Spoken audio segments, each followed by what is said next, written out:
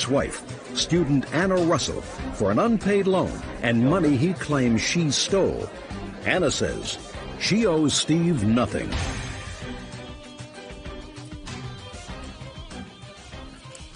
Yeah, that's case number 74 on the calendar in the matter of Sadler versus Russell. Parties have been sworn in, Judge. You may be seated. Mr. Sadler, I have a question, and it has absolutely nothing to do with the case. Did that outfit come with a jacket? No, ma'am. Oh, okay. I just curious. Actually, I grew out of it. You grew out of the jacket? Okay. I mean, the outfit looks nice. It just looked as if it wasn't quite finished. Mr. Sadler, according to your complaint, Miss Russell, who is your former wife, borrowed some money from you, and then she took some money that you had given her to hold for safekeeping. Right. This was after she and her children, because the two of you have 5 children together. You have children from a previous marriage or relationship, and Miss Russell has children from a previous marriage or relationship, 5 in total, none that are your joint children together. Right. And you were divorced, and then after a couple of months decided that it was a mistake to get divorced, so she moved back in with you, and that, again, didn't work out. But it was during this period after the divorce that was your claim that these loans took place. $900 that you claim was a loan, and $3,600 that you claim she actually stole from you. Well, more or less. So give me some dates, Mr. Sadler. When were you married? 2001. December of 2001, I believe. I'm sorry, 2002. And when were you divorced?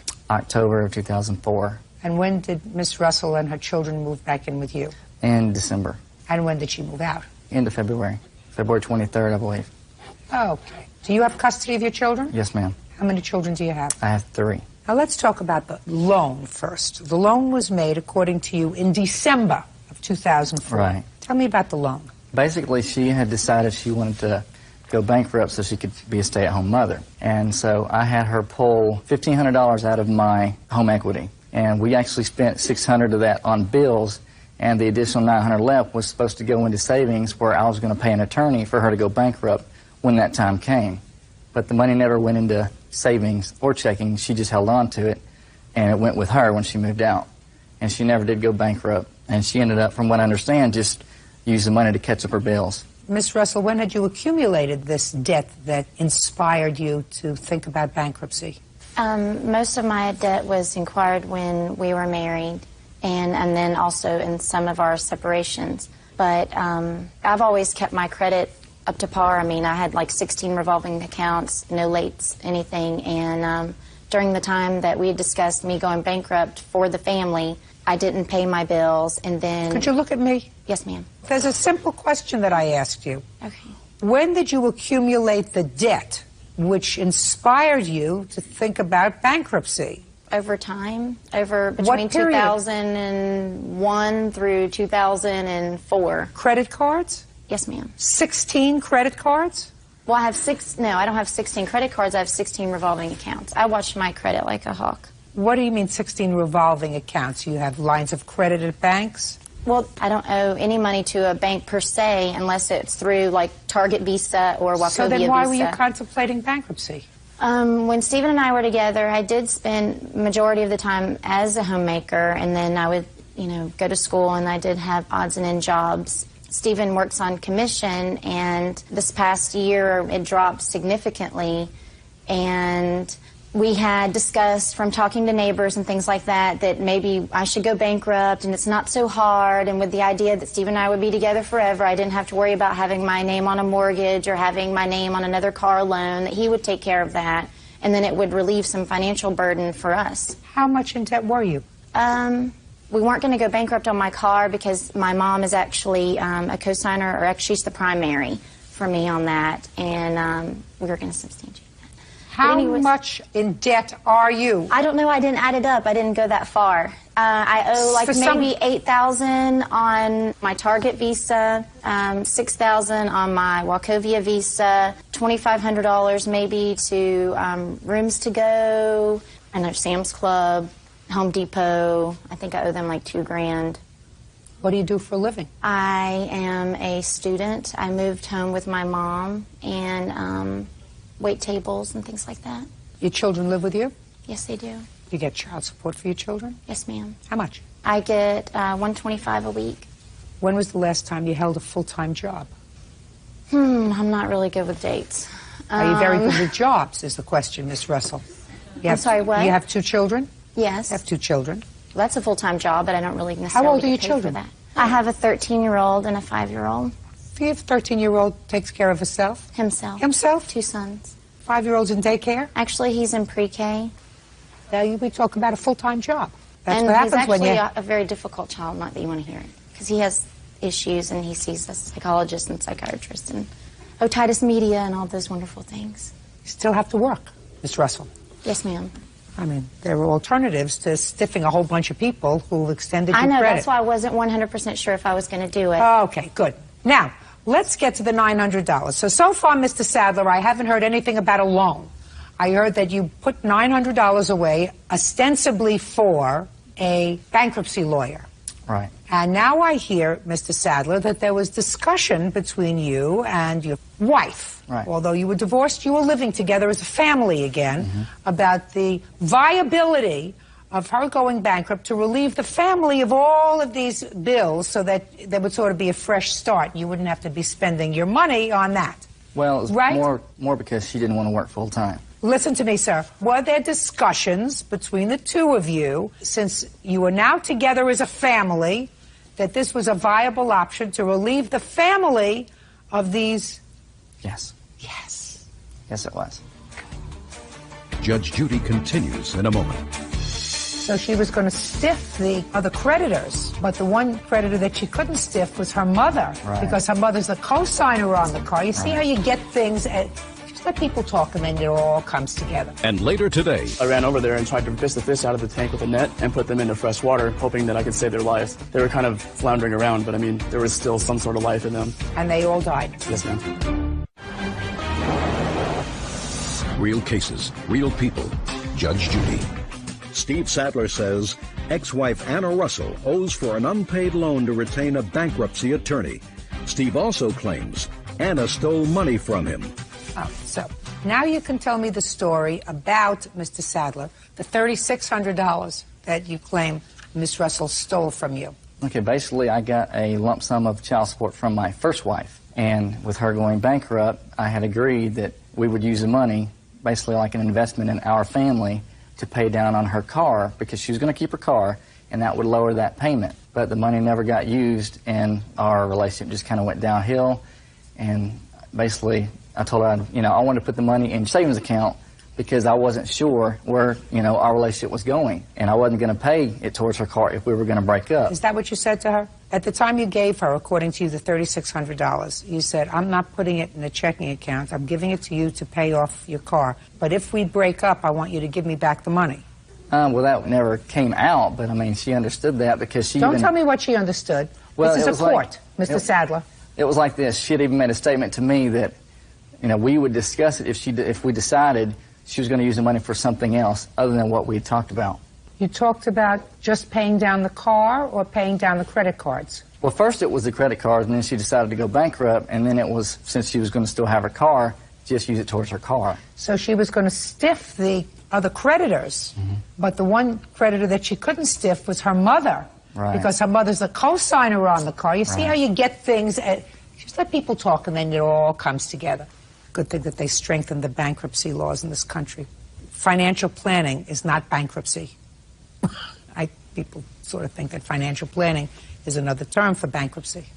Okay. How much did you earn last year, sir? Last year I earned roughly $45,000. And how much do you get in child support for your 3 children? I get, for 3 children, I get $50 a week. For 3. What does your former wife do? I think she works at a daycare at a gym. But she kind of goes in and out of jobs.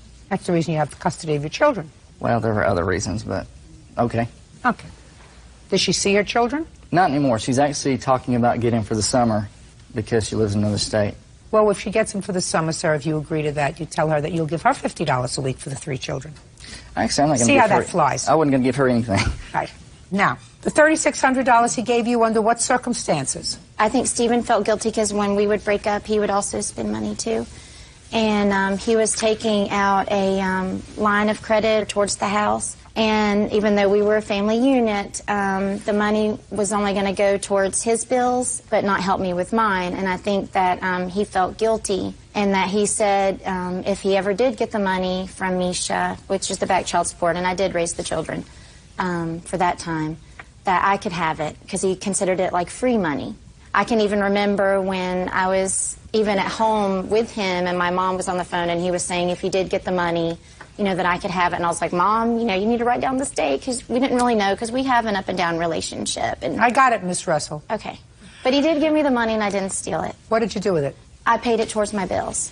And just to let you know, I didn't just want to go bankrupt. It was, I mean, he was even saying, you know, you need to go bankrupt before these laws come into effect. It's going to be harder. Well, whatever. But I do In care. any event, Mr. Sadler, I don't hear anything about a loan, sir. I don't hear anything about a loan for the $900.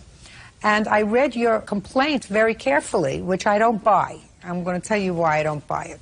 Your complaint, which you swore to, says, she wanted to file bankruptcy and asked for my help, so I agreed to loan her $900 to retain an attorney. Well, that's not true. That's even not what you testified to today, right? So that's false. Then you say, in January, I received $3,600 in back child support from my first wife. I cashed the check. I was afraid if I put the money directly into my checking account, I would spend it. So I gave the entire sum to Anna to put aside for us. Right. Now listen to me. In the previous paragraph of your complaint, you say she wanted to file for bankruptcy because she had spent money that she shouldn't have.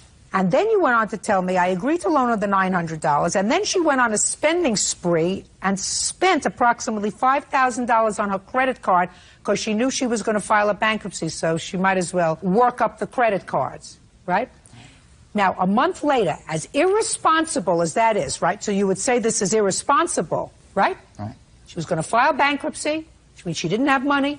So she said, I'm going to go out and jack up my credit cards, probably buying things, Christmas presents and things like that, month of December, right, sir? Well, but according to you, she did that, and that was financially irresponsible.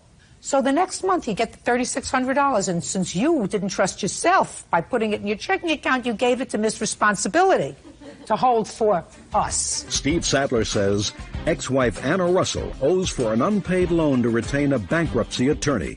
Steve also claims Anna stole money from him. I don't buy it, Mr. Sadler. I don't buy the $900 loan to your former wife, and I don't buy the fact that you gave her this money to hold for us. I believe that you gave her this money to pay down her credit card debt, and she owes you absolutely nothing. Zippo, nada, goodbye. Parties are excused. You may step out.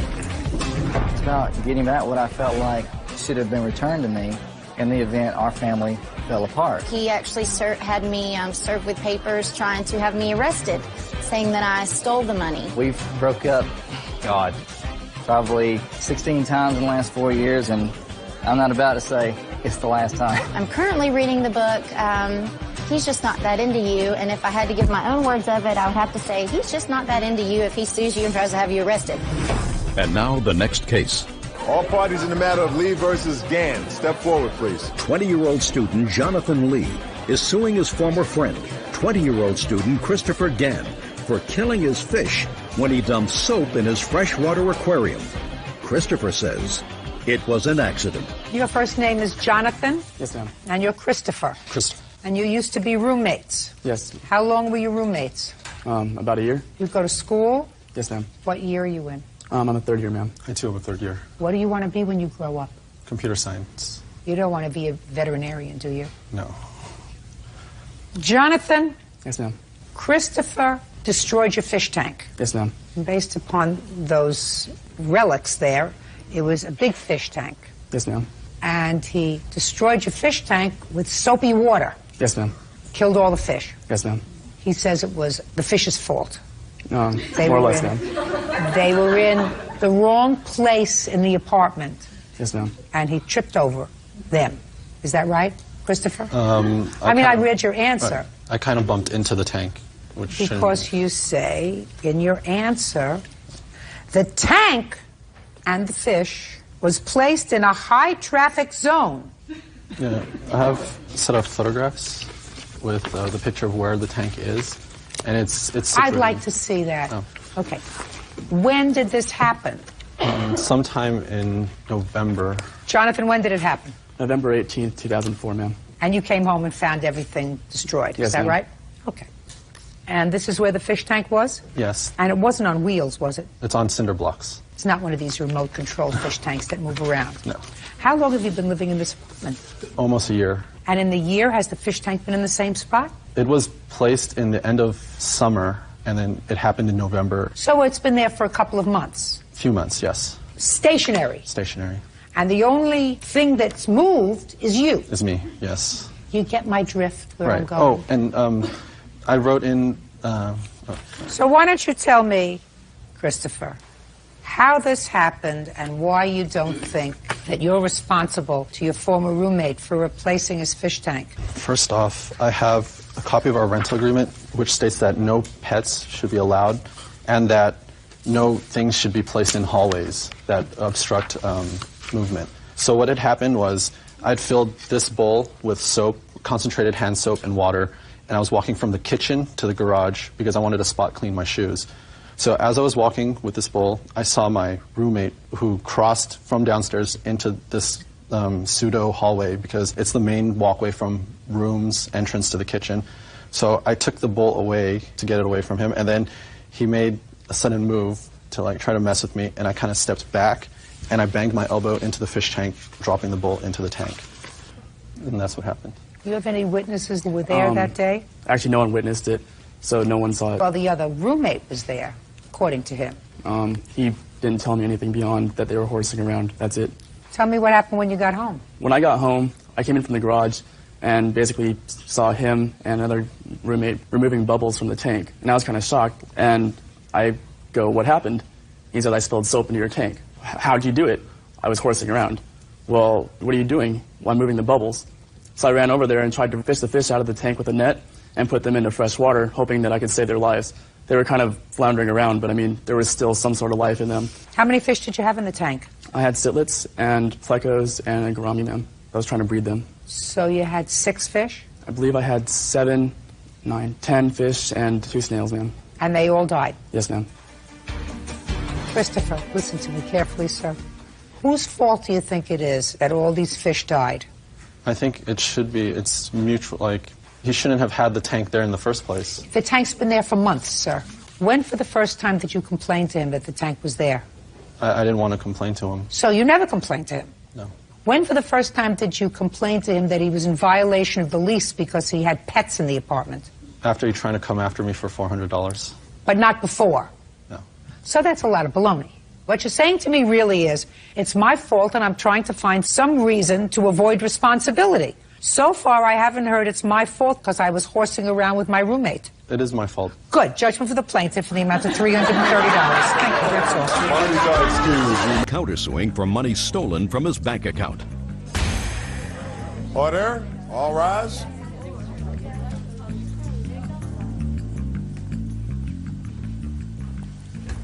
This case is number 223 and 225 on the calendar in the matter of Ducey versus Reed and Kirk versus Reed. Parties have been sworn in, Judge. You may be seated. Folks, have seats, please. According to you, Miss Ducey, you and the defendant were living together. Correct. And you were living together in a rental property. Right. You are suing the defendant because you say he assaulted you, and that when you ultimately separated and he moved out, he took many of your belongings. Everything. Okay. On what day did he assault you? July 2nd of this year. And tell me about the incident that precipitated this assault. Basically, we got into an argument over our car that we were sharing.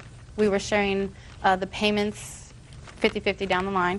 What kind of an argument did you get in over the car? I had a problem with me never having the car. I had to ask to borrow it. I still never had a car to work. He dropped me off every day.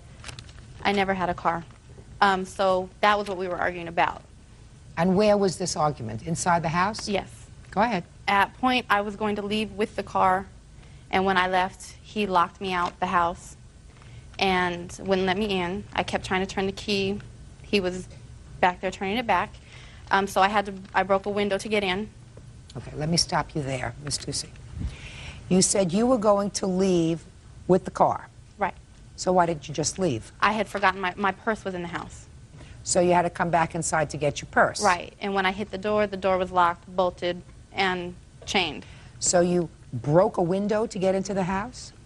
Well, I did. Yes, I did. After trying to unlock it with my key. You broke a window to get into the house? The house that I was renting.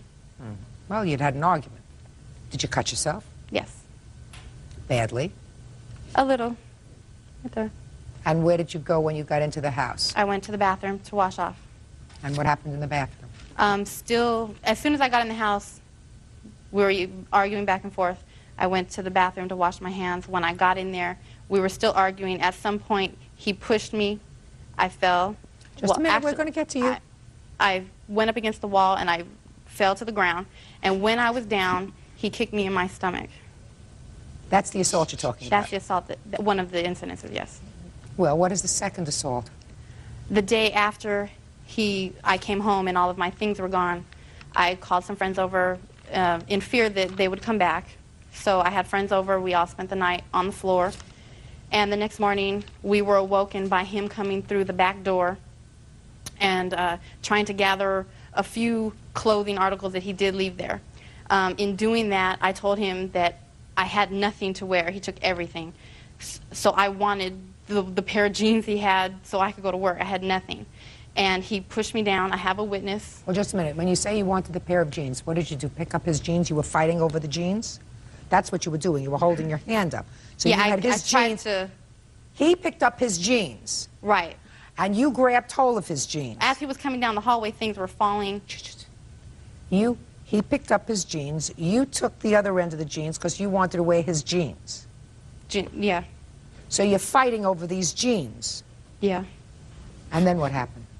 He pushed me and hit me in front of my friend and her 3-year-old daughter. Where did he hit you? In the leg. I had a bruise in the leg, but other than that, he just pushed me. There was no bruise from that. Okay. And during these entire incidents, both on the 2nd and the 3rd of July, no, you never... That was on July 12th. The 11th, he took my things. The 12th, he came back. Well, what happened between July 2nd and July 12th? Were you living together? Yes. So you had made up?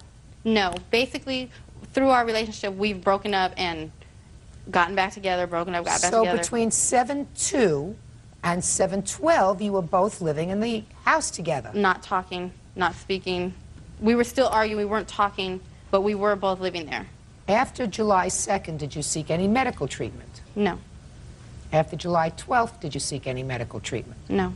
You indicated in your papers that you have a mother. Yes. And that at some point during one of these incidents, your mother did come to get you, or you went to your mother's house. Right. Why didn't you go to your mother's house after he assaulted you on the 2nd of July? I did. Why didn't you stay there? All my things were, I mean, that was my house. Well, that was your house, but he was there. Right. When we had talked about he still wanted to live there and still pay half the rent, and not be together. This is what was coming out of his mouth. Well, I understand that, but if you're afraid of somebody, you don't go back into the house and live with them, even if you're not speaking. Why would you do that? That's a foolish thing to do, especially when you have an option. To tell the truth, I mean, as stupid as it sounds, I really didn't think that this was going to be a breakup. What do you mean you didn't think it was going to be a breakup? breakup? Like I said, throughout our relationship, we've broken up many times, all the time. I mean, many times break up, a day later, be fine. So you were assuming, Miss Ducey, that this was going to be something that blew over? That would get talked about, yeah. And it didn't? No. The next conversation about it, he was confirming that this was a breakup. And so he told you that he was finished? Right. When did he tell you he was finished? July 10th. Now, those are the two assaults that you're talking about. Let's Right. deal with the assault part first. All right, Mr. Reed, let's go back to the 2nd of July. Yes. It was a Sunday. Me and my cousin were planning on going fishing, which she knew. And every time I get ready to go out, she goes to the club all the time. Every time I get ready to go out, there's a big old argument. I have to go through this whole thing. She's too possessive and everything. So on July 2nd, I get ready to go fishing. I'm walking down. How long were you going fishing for, sir? From about 5 o'clock to about 1 or 2 in the morning. Okay, but not overnight. No. So you're just going out for the day, yeah, but taking the car. Yeah. It's my Okay, car, so that right. was what you mean, that you were having an argument over the car. Right. Never The had argument wasn't over the car, really. The argument was he was going fishing and taking the car. No. See, what It he wasn't doesn't even say, argument. Go ahead. what he doesn't say is that every time I went out, I borrowed my boss's car. It's not what I'm saying I to never you. got Miss the car. Ducey, listen to me. It's not what I'm saying to you. I'm saying to you, on that day, July 2nd, he said to you, I'm taking the car and going fishing. The fishing wasn't the problem. The whole problem was me never having the car, because even the day before, I was stuck at home all Okay. the time with no transportation. Miss Ducey, he said to you, I'm going fishing, I'm taking the car. Then there was an argument. You're not taking the car, I never have the car. We did get in a little argument or whatever, and she was talking about, well, you always leave or whatever. I'm like, you go everywhere you want to go. I never get to go nowhere. The first time I get ready to go, there's an argument. So I go get in the car, whatever. She runs out the door. She stands behind the car like this so that I can't leave. And she stands behind the car. So I get out the car. She never was going to leave, to tell you the truth. She was never going to leave. She was sitting in the house watching TV. Judge Judy continues in a moment. You withdrew all the money from your joint account. Right. I have everything marked that I've ever spent. I don't plan on going through Okay. that, madam. That's what happens when you live together without benefit of marriage. Real cases, real people. Judge Judy. Katie Ducey says ex-boyfriend Charles Reed won't return property that's hers. Charles says Katie stole money from his bank account. So, what happened? After she came outside and still behind the car, and she wouldn't let me leave, I get out the car, I go back in the house, I do lock the door. Since you want to be outside or whatever, I go in the house, I lock the door, I lock her out. You want to stay out there and argue? Go ahead. My neighbors are not coming out to look at me like no. So I go in the house, lock the door and everything. She comes up to the door. I'm like, well, you wanted to be outside the car, so you're staying out there. You wanted the car, whatever, you're staying out there. She got the key to the what's name. She can go through any one of the doors in the house, big old sliding door, whatever. She didn't want to come in. So I had the top piece on, whatever. She's all mad, so she gets in through the what's name. The chain piece is still on. And she's going, yeah, around in the door. I'm over at the back window waiting for her to come in because I already know she's going to come in and start throwing something or something. So she kicks the door and boom, comes over to the, comes over to the, we have like a little center thing. She takes a couple candle things off of there. She throws them at me. She throws the set of keys to the car at me. She throws the candle holder at me. That's the reason I broke up with her on July 2nd. She's lying about the 10th. I broke up with her on July 2nd. Okay. Tell me about the pushing and shoving. What pushing and shoving? You're suing her because you say she assaulted you. That's when she threw the keys and the candle stuff things at me when she came in the house on July 2nd. Were you injured? No, they hit me, but they didn't hurt me. Okay. What happened? Did she leave or did you leave? Matter of fact, I walked to my mom's house. All right, so now you're at your mother's house. Mm-hmm. But there came a time when you came home. Yep. When did you come home? July 2nd. Did you share a bedroom that night? No, we didn't. Where did you sleep? I slept in my bed, and she slept on her couch. In the living room? On the Yes. couch? And you stayed in the house together until the 10th of July? Did you continue with that arrangement? Each of No, you we didn't. July 4th, she was in there, well, I don't want to say what she was in there asking for, but she was in the room with me, In the bedroom? in the bedroom. Okay, and did she have a discussion with you about making up? No. She already knew it was over or whatever, but she was still trying to work on the relationship. Well, that's stand what up. she said. She was hoping that it would work out. Yeah. Right. All right, now there came a point where you told her it's over and you decided to get your stuff out of the house, Mr. Reed, is that right? Yeah. She says that you have some of her stuff. Mm-hmm. Do you have any of her things? Yes, I do. What things do you have that belong to I her? have a black leather couch, which I held because she withdrew on July 10th. She called my credit card in, I mean, not my credit card, my ATM card in, stolen or lost. I went to go buy a pack of cigarettes in my ATM. I couldn't even get nothing. So you're holding these things. Your counterclaim, sir, says that she withdrew money from your credit. Off the credit card. What happened is she overdrew the account. We had a joint account. She overdrew it. What date? On 7/11, there's an, Let me see. There's right here, the fishing pond here, and another one right there.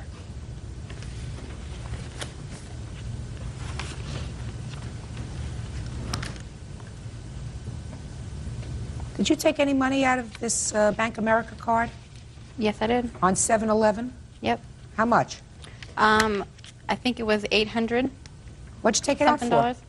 Since I've had a joint account with him, I've always kept track of how much money he had in the bank and how much money I had in the bank. And looking at my register, you can tell that. And I don't plan on looking at your okay, register. well, at the 7/10, the day before this Monday, his balance was $96. Before he could get a chance to go and take out money, I wanted to make sure he didn't take out more than, he always thinks he has more money in there. So I went and took out money. I went and took all the money out, and I paid him $95. I owe him $1.53 to be exact. When'd you pay me? Just a second. You withdrew all the money from your joint account. Right. So that's why you kept the couch, sir. Exactly why I took it. Okay. Now, were you working, sir? Yes, ma'am. What were you doing? What kind of work I were you work doing? in the city industry making powder paint. And how much do you earn? Before $6.45. taxes, it's like 1,000 or something. Every week? Every 2 weeks? Every 2 weeks. And what kind of work do you do? Home health care. And how much do you earn? $250 a week. $285 a week. So he earns more than you do. Yes, And you were doing direct deposits into this account? he was. So his whole check went into the account? Right. So you got to the account first? Right. Before Okay. the automatic deposit went in. Well, he had been making automatic deposits since how long were you living together? A year and a half there. Okay, so during the Yeah. time you were living together, his whole check was going into the account. And yeah, so was my money. Yeah, but he earned twice as much as you did. All the things that we spent, I have everything marked that I've ever spent. I don't plan on going through Okay. that, madam. That's what happens when you live together without benefit of marriage. He makes more money than you do. You opened up a joint account. He put in his entire check. You put in your entire check. And when you broke up, you got to the bank first. That's what happened. All right? And he took your couch. As soon as I left her, she went straight to the bank. Just a second. And he took your couch and your other stuff. Because he says, that's not fair. You got to the bank first. At So least. how much does he say that I owe him? I have no idea. Judge Judy continues in a moment. I mean, all this stuff adds Miss up. Ducey, pay careful attention to me. I'm not going through your 4 pages. For half of the bank account, he cleared out my whole entire life. Real cases, real people. Judge Judy. Katie Ducey says ex-boyfriend Charles Reed won't return property that's hers.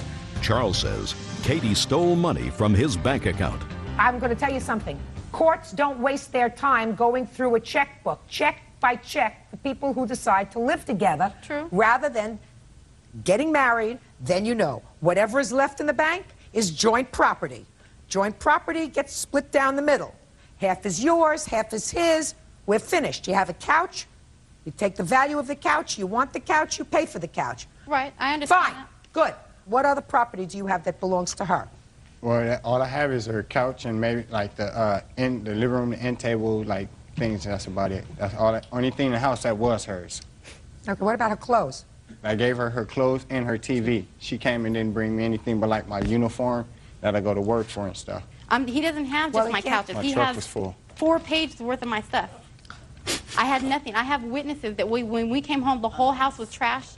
We had to clean it all up. I have nothing. I'm talking underwear, tampons, Just a shampoo, second. conditioner, He said he everything. returned your clothes to you. Are you telling me he did not? No, he gave me half of my clothes.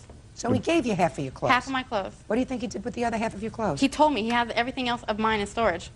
Do you have anything of apparel, clothes, clothing, shoes? One shoe, one blue Nike that I didn't give her back that was into my box. That now I have nothing. I have nothing. Absolutely. A refrigerator he took.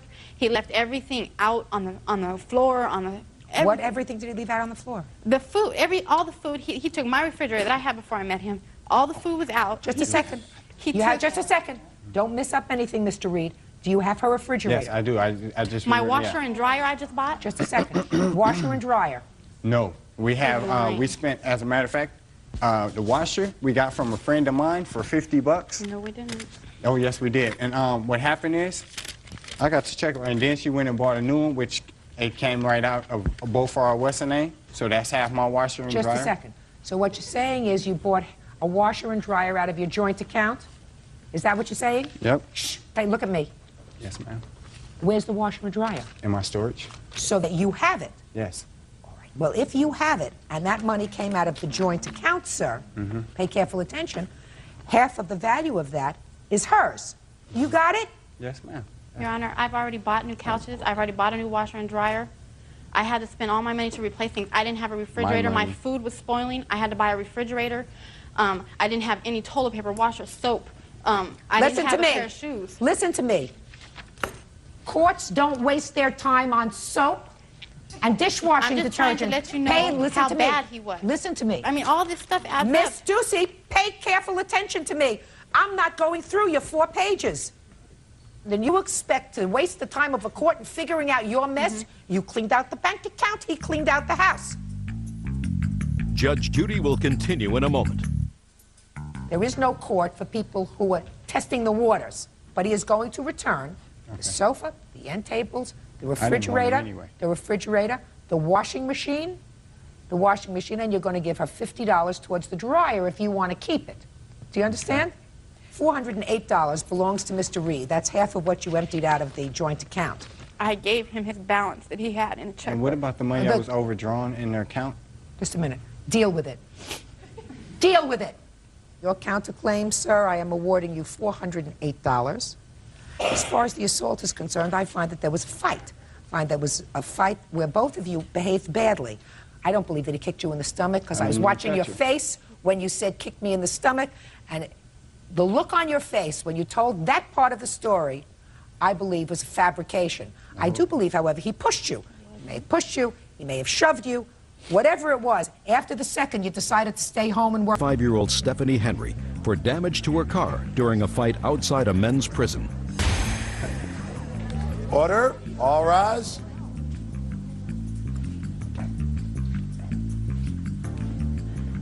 This is case number 135 on the calendar in the matter of Olivencia versus Henry. Parties have been sworn in, Judge. You may be seated. Ladies, have seats, please. Miss Olivencia, it is your claim that the defendant, who you hardly knew if you knew at all, on 2 separate occasions assaulted you and attacked your car. For some reason, you are only suing for the attack on your car. The defendant says it was you who assaulted her and her car, but you have no counterclaim. Is that correct? Yes. All right, where did this happen? The first time? First time it happened on May 11th at the Worcester County jail.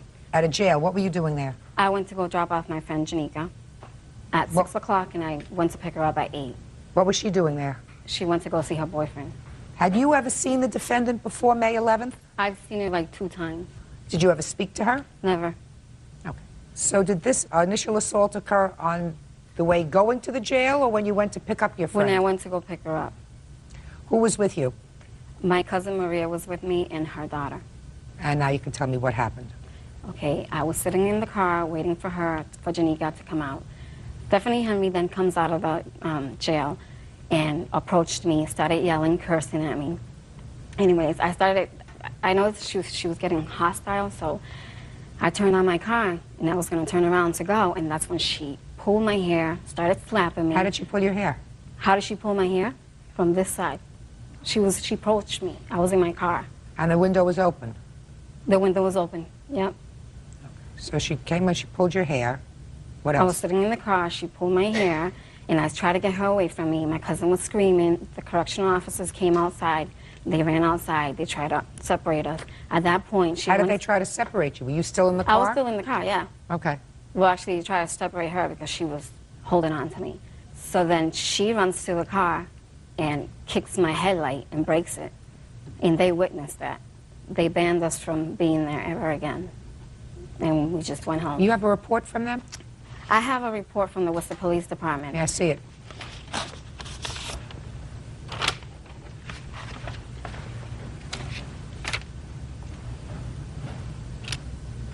What's this blackened out part? Well, because they don't let me see what, where she lives, or the police station did that. This says that you talked about a group of males that surrounded your minivan. That was afterwards. Was that at a different location? Different location. Okay. Because I know there were 2 incidents. All right, so after she was separated from your car and she kicked your headlight in, did she leave or did you leave? I left. And your friend, did you wait for your friend? She never came out. All right, Miss Henry, you want to tell me about this incident? Yes, Your Honor. I was coming out of the administration building like everybody has to do. You leave out of the administration building. I was standing there holding my 1-year-old son in my left hand, okay? I was waiting for my son's godfather to come pick me up. I was standing there, a woman walked by me. I did not have any cigarettes on me at the moment, so a woman handed me a cigarette. I was smoking a cigarette with my right hand and had my son in the left. That's nice. I noticed Miss Olivencia walk in the building. I noticed they came out and went into the car with another girl and a young child. Then I noticed she came out of the car and went back into the building. I don't know, I assume it was to look for Miss Cruz, but she went back in the building, she came back out, she got in the car. She proceeded to drive away. Okay, at this moment, I'm standing there smoking a cigarette, holding my son. I flick the ash on my cigarette. She reverses, does a 3-point turn, comes back, and says, "Excuse me, what was that?" A curse word. And I said, "Excuse me, I don't know you, and I have never met you before, and if I had something to say to you, I would address you and let you know. Therefore, I'm holding my son, drive away and have a nice day." I spoke to her nicely the first time. She started cursing at me, calling me these rude names, talking about she knows who I am, she knows where I live. I'm like, well, I have no idea who you are. I've never seen you before in my life. She then steps out of her automobile, comes over to me, approaches me with my child in my left hand, I remind you, and she's pointing in my face, and I'm like, you need to get in your car and drive away because I don't know you and I'm holding my son. And I don't play around like that with a baby in my hands. She kept cursing. She proceeded to get back in her automobile. As she was doing so, she grabbed my hair. I have a scratch right here. Unfortunately, Your Honor, I was unable to have my pictures developed to bring them here. For my evidence, I had a bruise on my knee, on my right knee, from the fact that when she had grabbed me by my hair and pulled me towards the car, my knee was hitting her door because she was pulling me. And of course, I'm going to defend myself with my child in my hands. And I'm going to try to get away because at this point, I didn't know if she was going to try to drive off while I'm holding my son. Okay? No correctional officers came out and broke anything up. She drove off after she let go of my hair. And she went to turn again, and as she turned again, because you can't go to a certain point to restrict the area, you have to turn back and go out of the parking lot. She turned again, she came at me to try to hit me with my child. So I'm defending myself, moving out of the way, and as I move out of the way, my foot kicked her blinker, the tail light. I have a report from the Worcester County House of Correction saying that she did not care about the blinker, she didn't want to press any charges at that time, and that was the end of that.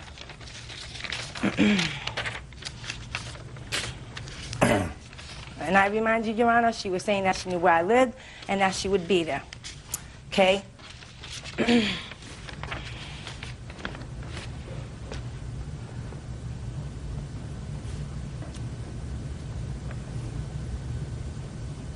Ms. Olivencia, you indicated to me that your friend here, who you had dropped off in the morning, did not come out. That's what you just indicated to me, correct? I dropped her off in the evening, 6 o'clock. Or in the evening, and then went back to pick her up, and you said she... And she did not come out. Yep. Well, this report indicates that the one involved party was leaving in a gray Toyota, and the other party was standing in front of the administration building. I assume that was you. Yes, ma'am. Stop the gray Toyota. Is your car gray? My car is like a tan. What's your license plate number? That's the tag number. Bearing Massachusetts tags. And identify the operator as Rebecca Olivencia, that's you. A passenger in the vehicle was identified as Janika Cruz. That is wrong, because my cousin was with me. And they took my cousin's ID. And they also know that Janika, yes, she did go Just a at second. 6 o'clock. Just a second. That's what the detective wrote, that the passenger in the car was identified as Janika Cruz. Step up here. Then he goes on to give me a whole story here about something about a boyfriend. Who were you there to visit? I was visiting my boyfriend, my daughter's father. What's his name? Victor. Do you know Victor? He's a neighbor of mine. Anything other than a neighbor? No, well, he was. He can't remain in that building either. Was he ever a boyfriend of yours? No, Miss... Was he ever a boyfriend? No, ma'am, no, ma'am. Did you ever go out with him? No, ma'am. But you know him? Yep. So the connection between the two of you is through her. Judge Judy continues in a moment. Stephanie shows up in a car full of guys telling me to get out. It looked like they wanted to fight me. So then one of them puts on a bandana around his face. And then he started like putting his hand in his pocket like if he had something, like a gun or something. Real cases, real people. Judge Judy. Rebecca Olivencia says her car was damaged during a fight with Stephanie Henry. Stephanie says she kicked the car because Rebecca wouldn't let go of her hair. You knew her from this person who was never your boyfriend, who you No, never we dated. know each other from her boyfriend, which is now my ex-boyfriend. Ah, well, so we have somebody else. Which is her boyfriend or her fiance. Who used to be your boyfriend? Used to be my boyfriend about going on 3 years ago. And did you like each other before this happened? We didn't know each other. We met each other one time, and then from there we just couldn't get along. We fought when I was 6 months pregnant. Who fought? Me and Stephanie. From there we didn't get along, whatever. Did you know about this fight that they had? I had no idea about it. How long have you known her? I've known her for a couple of years now. How long as a couple? About 2-3 years. And when was this fight while you were pregnant? 1999. No, year 2000. I was 6 months. Before this incident happened in May? Yeah. Yes. So if you were friends, you mean she didn't tell you that she was assaulted? No, because we're not always together. We're not She didn't best tell you friends. that she was assaulted? No. I never knew about it. That's unusual. This also says, Miss Olivencia, that you told the detective there that you did not wish to pursue the matter any further and did not care about the broken headlight. That is not true. I never even spoke to that detective, as a matter of fact. Olivencia states that she was attacked first by Henry, that's you, and didn't know who Henry was. She said that they just pulled each other's hair and exchanged words. Well, that's true. So there were a lot of things, according to you, that are wrong in here. Okay, now let's hear about the second assault. Okay, the second assault happened after Janika asked me to go bring her to pick up her daughter. Give me the date. That was the same day. That was probably a half an hour later. Okay. I had told Janika, well, I don't know if I should go over there, but seeing that she's my friend and I was doing her a favor, to Piedmont Street, which is where she lives and which is where her daughter was at the grandmother's house. Go ahead. Okay, so I get there, Janika steps out of the car, and then she shows up, Stephanie shows up in a car full of guys, like 4 guys. They all jump out of the car. They start cursing at me to get out of the car. I lock my doors. I roll my windows up. I told Janika, get in the car because these people are getting crazy. Anyways, the guys are yelling at me, telling me to get out. It looked like they wanted to fight me. So then one of them puts on a bandana around his face. And the only thing showing was his eyes. And then he started like putting his hand in his pocket, like if he had like a gun or something. Anyways, my cousin started going nuts. She started screaming. She was making me nervous. I told Janika, get in the car. Janika wouldn't get in the car. She was trying to talk to them. And I just took off. When I was taking off, she ran to my car and she kicked the side of my door. And I rode right to the police station and I told them about it, and that's when I seen the damages that she did to the door. I'll hear you. Okay, Your Honor. Can I continue with the ending? Okay.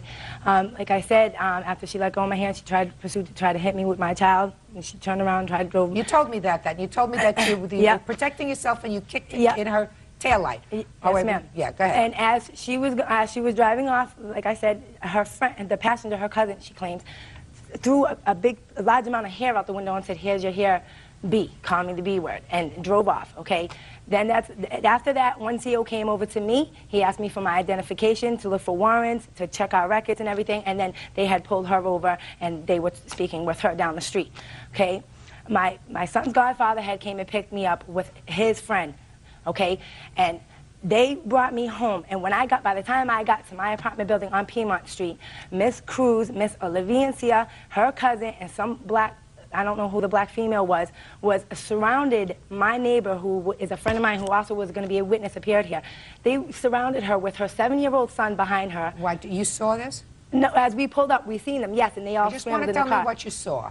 As we pulled up, we seen all 4 of the girls surrounded my friend, my neighbor, with her son with her. And as we pulled up, my son's godfather jumped out of the car and he said, "Who tried to attack Stephanie holding her son?" And I told him it was the driver, and he said, "Get out of the car. Why did you try to attack her holding the child?" We wanted to call the police and hold her there because she was at my place of residence, and Miss Cruz does not belong there either. I have no trespassing on her. So according to you, somebody, one of your friends, went up to her And told her that she had no business being around your neighborhood, Exactly. your block. And then what happened? And there were two other neighbors that Look had at came me. up from the neighborhood. There were two other neighbors that came up from the neighborhood. And Miss Olivencia was cursing at one of them, calling him stupid, and saying things to the person. And he got And where very was upset. she sitting or standing when She was in her calling car with her window down a little. Okay, go And ahead. she was telling him, shut up, he was stupid, cursing at him, and he was the one that damaged her car. I don't know who, he's a neighbor, he lives in the neighborhood, I don't know his last name. I spoke with Janika Cruz about this. She said she didn't want any involvement in this. I said, well, I don't know who they were, because she said that Mrs. Olivencia wanted it for her insurance company. And I said, well, I don't know who those two men were, because they were from the neighborhood. They were trying to help my witness, my other witness that was there, the girl that they surrounded that they tried to jump. They came out and they tried to stop them from jumping her. Okay, she wasn't jumping anybody. She was in her car with the window rolled Before up. she got into the car, Your Honor? But then she was in the car. Yes, but then before just listen to me. But then she was in the car. When she's in her car, she's not surrounding anybody. Judge Judy continues in a moment. Whatever you did to each other in that parking lot, or whether you started to pull her hair, you went to her house. And that was stupid. Real cases, real people. Judge Judy. Rebecca Olivencia claims Stephanie Henry kicked her car during a fight outside of a men's prison. You say you have a restraining order against her? Let me see it.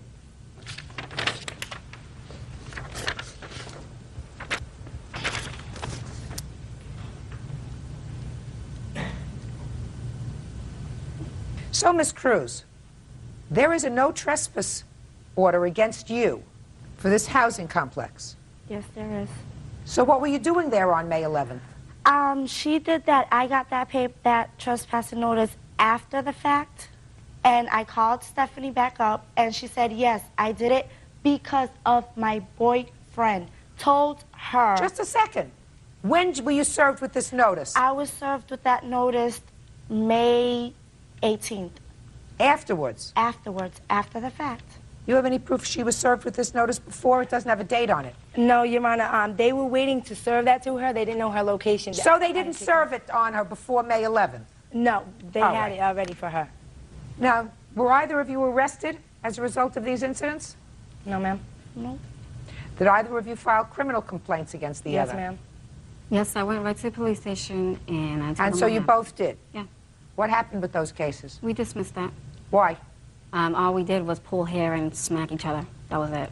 I don't think we deserved to get a record over that. So. And why did you dismiss it? I have 3 children, Your Honor. It's very hard for me to go to court all the time with 3 children. How old are your children? 7, 2, and 1-year-old. Where is their father? Mr. Wilfredo Ilaraza is incarcerated, and the other father I'm not with. Can I see the damage for the taillight only, please? Can I have the pictures of the How other? many children do you have? I have 1. I have the pictures of the other damage. I'm not interested in the other damage. Okay. I have a feeling that both of you ladies deserve each other. You had no business being at her housing complex after this kind of incident. true. So whatever happened to you, you deserved. Do you understand? I mean, I'd like to throw you out entirely because it sounds to me as if you both behaved badly. But I find no excuse for you kicking her blinker. Your Honor, I was trying to move away. No, baloney. Full of baloney. Moving away. Then you move away. As Move I away was and moving, kick is something else. She tried to hit me, Your Honor. Listen to me. Move away. Walk to someplace safe when you I have went your like baby this in your with my hand. son, Yeah, and I my know. foot hit her I blinker. understand. Believe me, madam. I understand. Mm-hmm. Judge Judy will continue in a moment. Get out of here.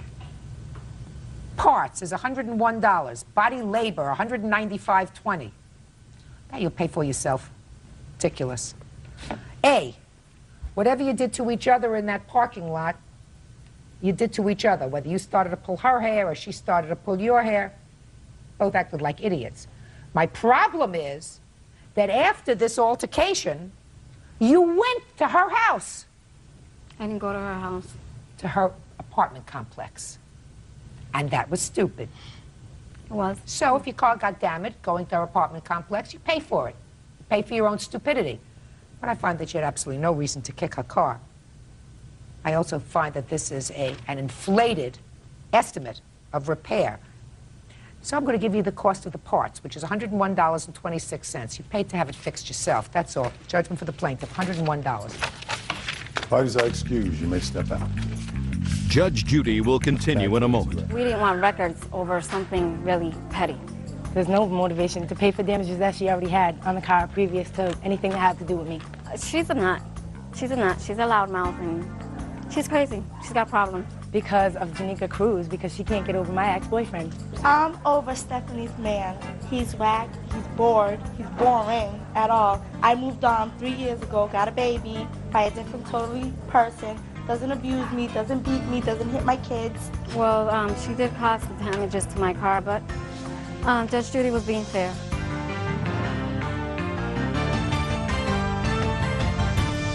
Blame him for a denied business permit.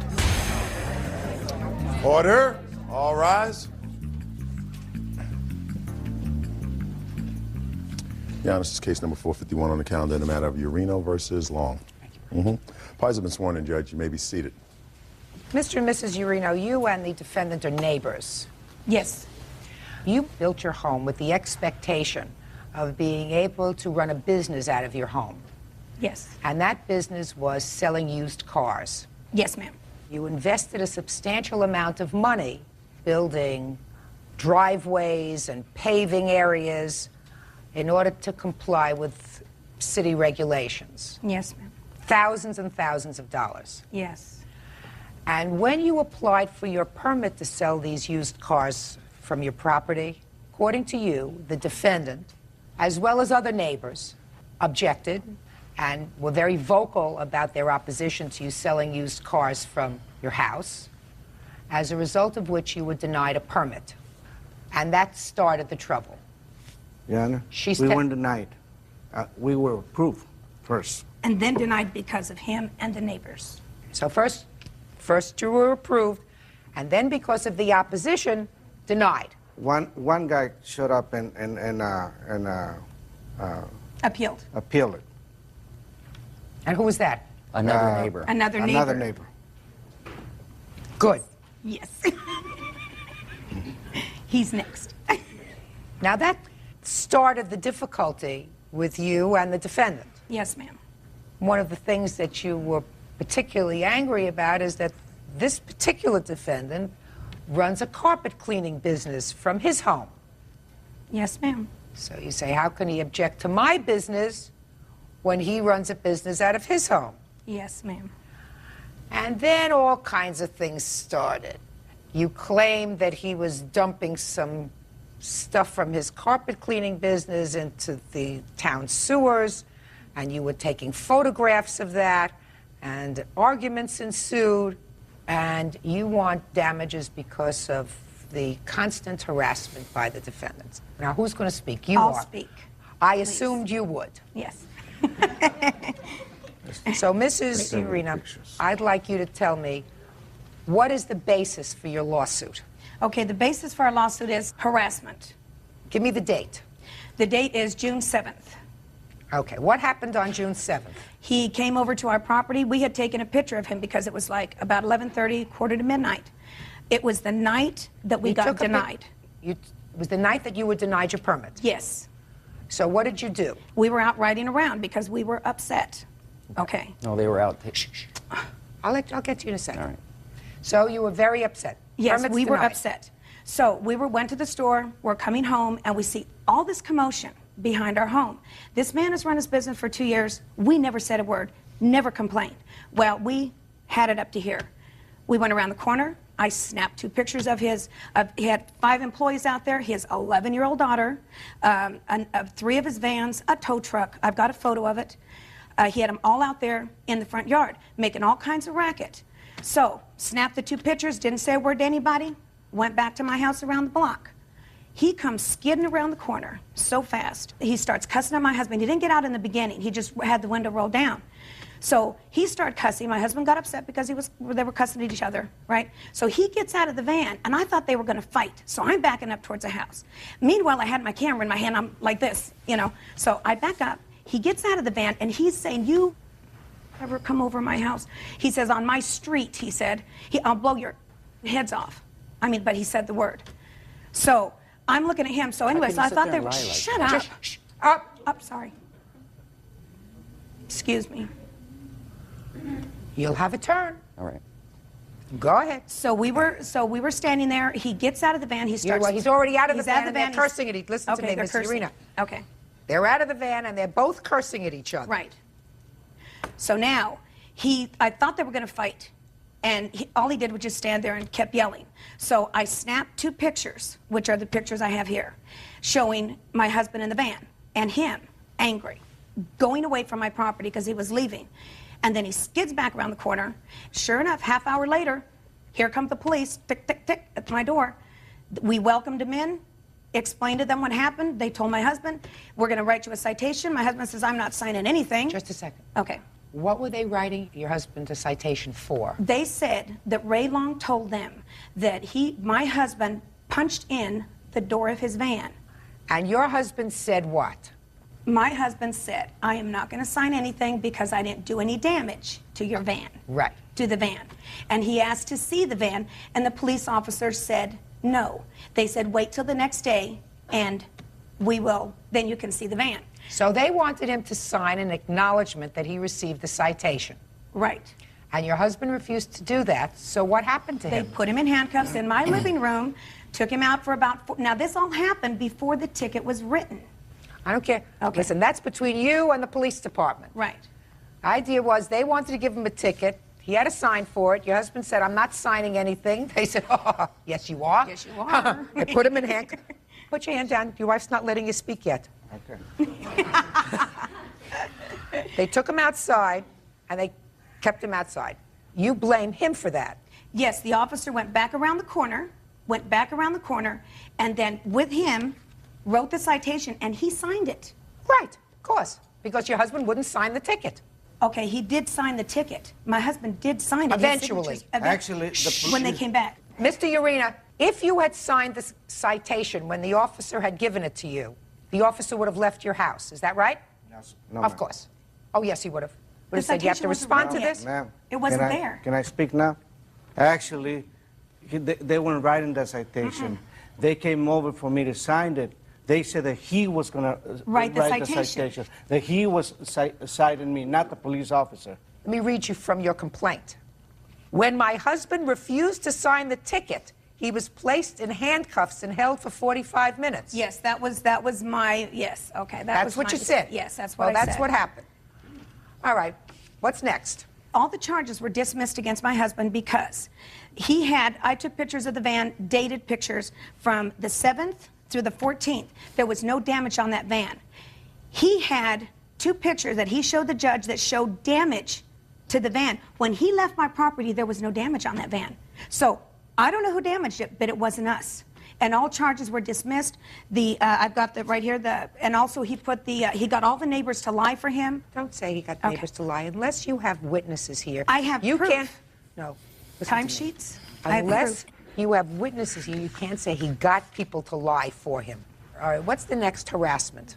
Okay, and we had put in also because he was complaining about our property, saying that because we are Mexican, that we are running a chop shop, and our car lot was supposed to be like a front to cover up for a drug ring. Real cases, real people. Judge Judy. Pauline and Richard Ureno say neighbor Raymond Long lied under oath, causing them to be denied a business permit. Show me where he said that. He said it verbally. He wouldn't put it in writing.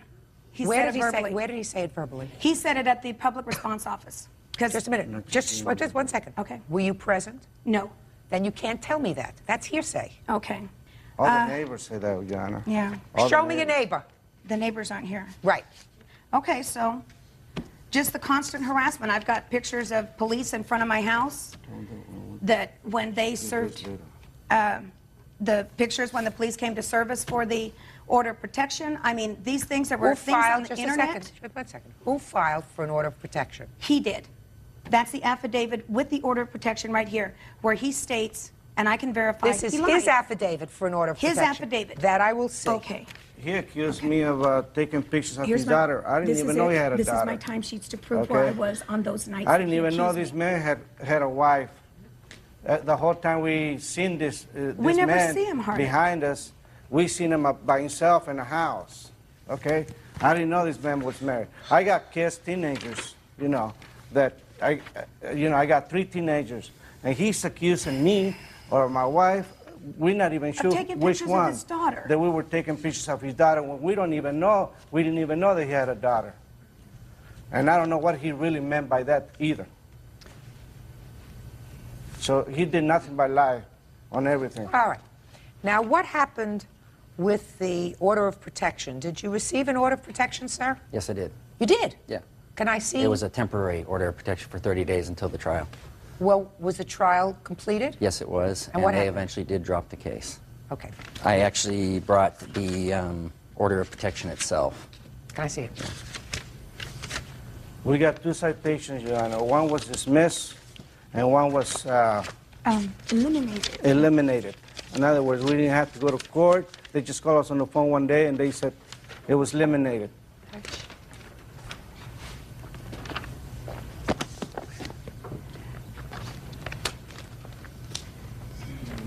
Okay. Now, We had this problem with this. let's take the first basis for your suit here today, which is that he conspired with other neighbors to deny you an opportunity to earn a living from your home by complaining to the zoning board or whoever issues a permit, thereby causing them to reverse their original order, granting you a permit. Right. They have an absolute right to do that, Yes. whether he did it or not. If somebody lives in a residential community and feels as if one of their neighbors is doing something that is going to devalue their property or impede their safety. To complain, Your Honor, but not to Not lie. to lie. Not Just to a lie. second. And Just a put it down second. on paper and sign. Just a second. I haven't seen a lie, and if you want to show me a lie... I'll show you a lie. It's Let me- in your hands. What? The affidavit there that is with Justice Court that he filed, that he just told you he filed. He I'm said... not talking about the order of protection, madam. I'm talking about your business, which really started this whole problem. Right.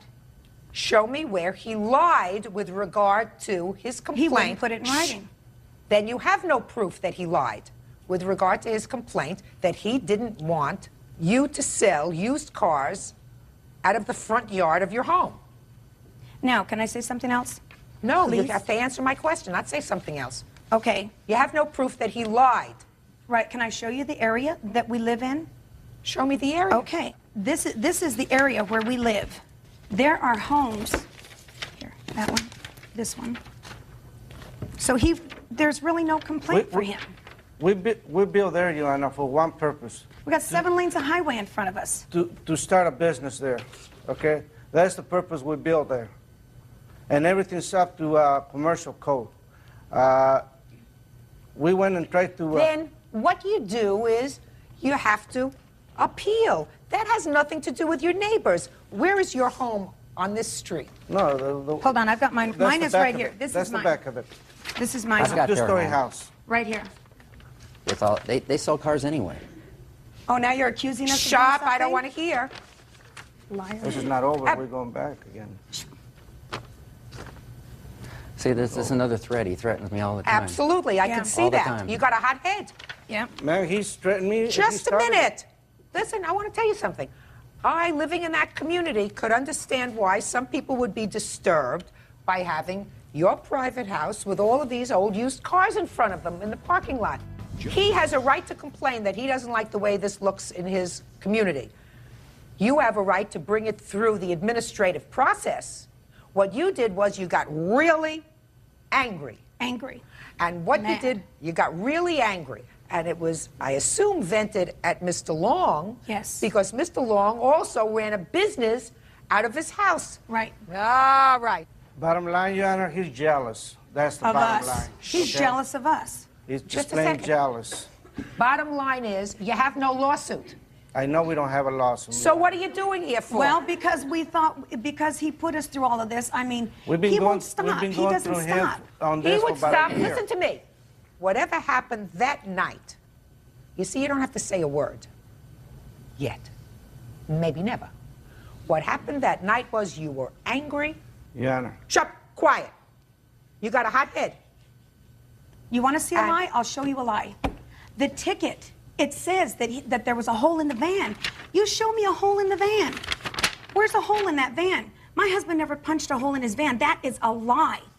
Did the He police damaged return? our- Just quiet. Did the police return to your home that evening? Yes.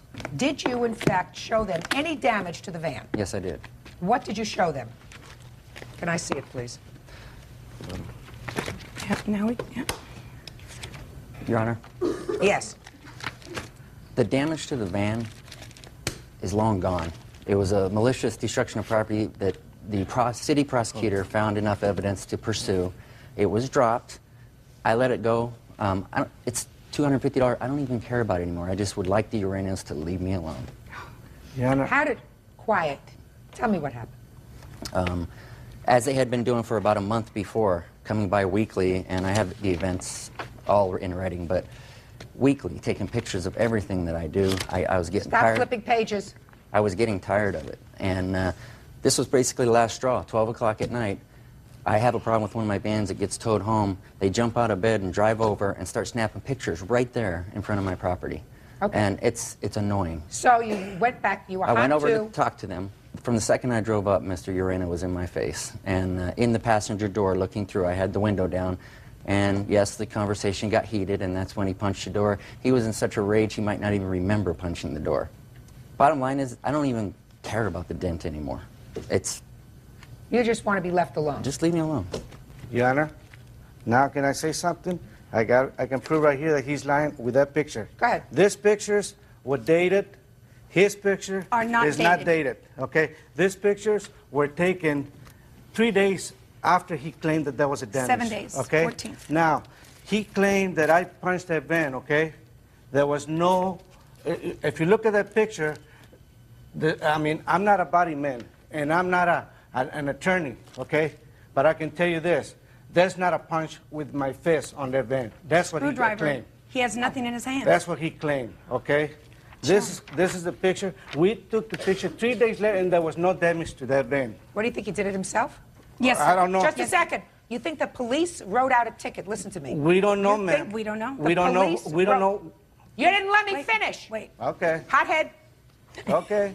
Hothead. I'm not. Oh, yes, you are. Yeah, Okay. We both are. Oh, sure you are. Yeah. You're a hothead. Both of us. Well, just look at the evidence, ma'am. That's all you got to see. And that tells you who's lying and who's not lying. No, it doesn't.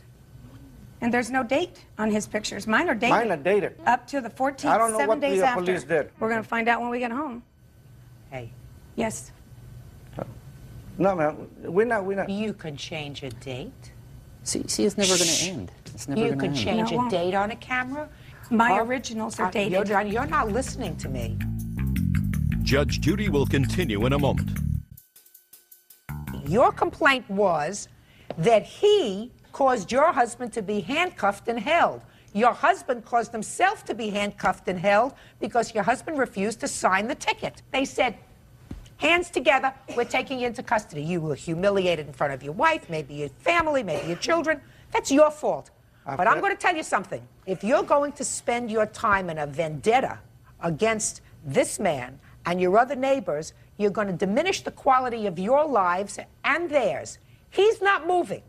Neither I am am sorry that you invested your money anticipating that you could have a business there, finding that you can't have a business there. No, and we can't. We spending are the- C1. We are Zone C1. Yes, ma'am, we can. You can't have this kind of, That kind of business there. Right. So you have a frustration. Get over it. And mental distress. Order. All rise.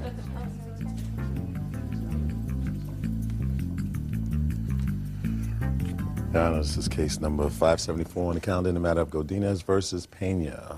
Parties have been sworn in. Judge, you may be seated. Sir, have a seat, please. Ms. Godinez, according to your complaint, you had a car, an old Cadillac, and you wanted to have it refurbished. You brought it to the defendant, came up with a price.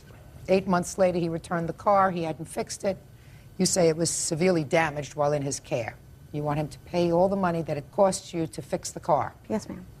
What kind of a mechanic do you leave a car with for 8 months? I had contacted him on numerous occasions, and he was always very irate or would hang up on me. Or So you go get your car? I didn't feel comfortable until I had someone to go with me to go get my car. That took 8 months? No, it only took about 5 months. I mean, I've had cars all my life. If I bring it to a mechanic, they don't have it fixed in 10 days, 2 weeks. I go and I get it. So there has to be something more to the story. Sir, is there something wrong with you? Stand still. Sorry, ma'am. Sorry. I'm a very nervous person, and I have a nervous tick.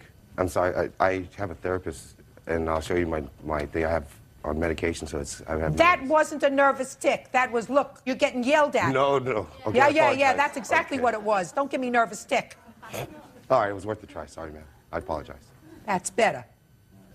How did you know him? We dated from 1993 to 1995. And did you remain friends with him until after 1995? Yes, ma'am. When we saw each other, we were All right. friends And what with each other. financial arrangement did you make with him with regard to fixing this car? We finally came to the agreement I would pay him $200 now, and then when I sold the car, I would pay him the rest of the money that would cost to repair the car. He never called me to tell me what he was going to do to the car, what he found on the car, or what he repaired on the car. Do you have a picture of the car before? Not before. I didn't know he was going to do that much damage to the car. Well, I don't know how much damage he And did. I Let me actually see have a lot of the photos here, if you'd like to see of what the car looked like when I came back. And I actually had to have the car towed to another automotive shop. And this is the owner of that automotive shop. He saw the damages to the car. And Well, he doesn't know when the damage has happened. That's the problem. But I took my car to his shop from 93 to 98, and he knows how I always brought it to him. Where did you keep this car, sir? It was at my property, at my business. What kind of business? To a paint and body shop. Well, who was using this car to nap in? No, actually, it was sitting in the back of my shop, and this is the second time I'd worked on her car. The first time, she had hit a person in the front, and she brought it over, and she's like, well, as soon as I saw that, you know, if I knew Frankie's going to fix it for free. And I was like, and it was like, all right, I'll fix it. You know, hopefully she'll never come back again. I never charged her. I just, you know. Why didn't you return this car to her, sir, after a month, and when you saw that it was... Because she wanted me to fix her car for free, and I said, just come and pick up her vehicle. I said, just get it and get it out of here. Listen to me carefully. Yes, ma'am. You are not receiving me, sir. Okay. I'm going to listen. Why didn't you call her? You take a look at the car.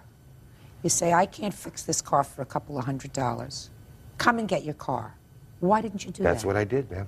You did? Yes, you called ma'am. her and said, come and get Yes, your car? I said. When? He never called me. When? It was like maybe a week when I looked at it, diagnosed it, figured out what was the problem, because it was not just one problem. It was the air conditioning compressor. Then No, try looking at me, Mr. Pena. Well, actually, I was... Try looking at me. Okay, I was just... Not the sky, me. Okay. When did you call her and tell her to come and get the car? That would be May 7th, 2000. 1 week after she brought the vehicle in. And I You're said... so full of baloney. I'm just... Now, May 7th. What time? Wait. Just what time of the day on May 7th? Probably in the evening, because that's when Probably I in the do- evening. Was it between 6 and 8 in the evening? I would say 6 to 8, because that's when I usually do my business. Do you love this? He's smooth, very smooth. You think so? I'm not trying to be any smooth or anything like that, ma'am. I take a polygraph test too, ma'am, and I will do it as God's my savior. I did not do anything like that. And I know didn't ask you whether you did anything like that, sir. I asked you when you called her. I just told to come you. and get the car. I May told you. 7th, the year 2000, between 6 and 8 at night. That's- Now, is that as truthful as That's you're going as truthful as I can get to where I can recollect, ma'am. Isn't he wonderful? He's good. He's not in that receiving mode. Somehow, Well, I'm trying. Let me put What? my receiving mode. I apologize. I don't mean to be condescending. I'm maybe it's trying. your tick. Oh, God. I wish it was. Like, listen. I don't remember the exact date. Listen to me. Yes, ma'am. You're not getting him to pay for your whole car's repair. Forget it. You have a certain responsibility.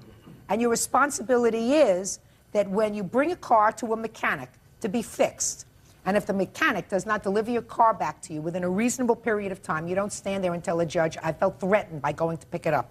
That's baloney. Baloney.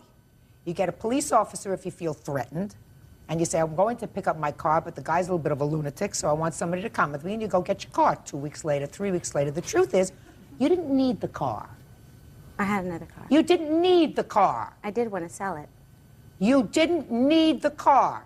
So it was sitting there, and when he got around to it, he would take care of it. So you have a certain responsibility that you leave your car for either 5 months or 8 months at his shop. It's laying out there on a lot someplace. You don't think people are going to sit in the car, throw cigarette butts on the car, make a mess of it? It was locked in his gate, he told me. I understand that it's inside gated property. There are people who work there, aren't there? I believe so, yes, ma'am. Of course. When she brought the car to you, were there burns all over and with the inside, the interior of the car all shredded? It was damaged, yes, ma'am. It's not what I asked you. It was shredded and it was burnt. Where? Right on top of the visor, where on the left side, driver's side, there was a fire from the light. It burnt that. Right. And then the back seats with the leather interior, it was shredded and stuff like that. Also, the front left side, it was torn up there. And then the compressor was damaged, needed... Well, the compressor she already said wasn't working. Yeah. He actually converted the AC system in 1999. Just a second, he converted on this car? Yes, ma'am, in 1999. Oh, so he had worked on this car before? Yes, ma'am. To your satisfaction? Yes, ma'am. Fine. Well, the outside of the car looks just fine, with the exception of an antenna which looks bent. On the inside, the car looks as if someone's been smoking in there and dropped matches on the floor. The computer component was hanging by its wires. I know he was looking for the short that was in the car. He left the undercarriage in the back seat. He left all the wires hanging. He left all the bolts on the floor. He didn't put it back in the same condition I'd left it. You the mechanic? Yes, ma'am. Step up here. I want to ask you just a couple of questions. The inside of the car, as far as the exterior of the car was concerned, other than the antenna, the car was pretty clean. A couple of dents, but this car is a dozen years old already, Yes, right? ma'am. Yes, ma'am. So it's the inside of the car that was a problem. Yes, ma'am. What about the inside of the car was a problem? Well, I mean, when I looked at it, originally, I mean, of course, the first thing you look at is the exterior because it's dusty and stuff. But when you open it up, and like she was explaining, the ECM, the harness, and other accessories and stuff were hanging down from it. And how much would it cost to put the accessories back in a condition that was appropriate? As far as the accessory, I mean, it's not so much cost, it's just a matter of time. Maybe So, 15, 20 minutes. 15 to 20 minutes to Yes. put all the guts back that he had Yes, taken ma'am. out. Yes, ma'am. And everything else you just fixed Yeah, on the car. we traced the short down and actually fixed. And fixed it. Yes, ma'am. Where do you come to ask him for $2,700? It cost me $350 from his shop to get the car running back, because when I got the car back, it had no dash lights. It would hardly turn over. By the time I went back, the car was dead and had to have it towed to his shop. Couldn't even drive it. And so I had to pay his shop just to get it functioning again so I could sell it. I never had the compressor fixed. Listen to and me. They did. Listen to me. I Yes, asked you ma'am. a question. You're talking very fast. Sorry. He said it took him 15 or 20 minutes to put the guts back in the car that he left hanging out. I'm not saying he's terrific. But you want $2,331.17, and I'm asking you for I what? have the list of items here if you'd like to For see it. what? They also found that the diode, some electrical piece on the compressor, was never put on the compressor in 1999, which was causing the short in the Let me car. explain something to you. I'm not going back to 1999. Forget it. Your complaint was that you left the car there within 5 months, and because of the damage that he did to the car, it cost you $2,331, which is not true. But I never knew what he was going to do to the car. He was always telling me, call me next week, call me next week, call me Go next and get week. your car. Be a grown-up. I have... Defamation. That's what you're countersuing for, defamation. Let me hear it fast, in 30 seconds or less. Yes, ma'am. Background check, State Attorney General, Better Business Bureau. 2 of them were a company, since 5 years in business, 0 complaints. Well, she complained about you, sir. She's allowed to complain about you. I know, but she was telling everybody about me. She was saying I didn't do my company. Just a second. Who did she complain to? Chef at Aldo's. Did you have that witness here? No. Well, you Also, can't. Just a second. You Okay. can't tell me what she said to somebody else. That's hearsay. Yes, okay. What else? Had a nervous breakdown. I'm not interested in that. I mean, it's not that I'm disinterested in it, sir, Well, but that's it's not fine. relevant to this case. I have my awards and stuff like this, and the way you had said it, like, we don't have that etiquette, like you just said, you know, dirty, musty stuff like that, ma'am. The way I portray my company is like, this is my uniform. Mr. Pena. We're not like Mr. that, Pena, ma'am. are you finished with the defamation part of your counterclaim? No, I'm finished with that, ma'am. Good, You wonderful. Can take it. Wonderful. Ms. Godinez, you have not established to my satisfaction that other than the 15 or 20 minutes that it took this gentleman to put the work back together, that he did anything to your car in the 5 months but just let it lay there. But he took it apart. I mean, he took it apart. He never found the short, and there was no, because it stayed there on his property, it no longer had any dash lights. It no longer had any... Go and get it. That's what you do. But I didn't leave it in that condition when I left it with him. How much did you charge her for the 15 or 20 minutes that it took to put this stuff can I back explain together something again? real No, quick? just answer my question. How much did you charge her for the 15 or 20 minutes? $315.14. But For you've 15 also got almost $200 worth of parts here, too. When the vehicle was actually brought in, the reason it was brought in, it was because it had no air conditioning. That's not what I'm here for, sir. She's here because she says that he was negligent in allowing her car to be vandalized in some way in the time that it was sitting in his lot. And I said to her, why didn't you go and get your car?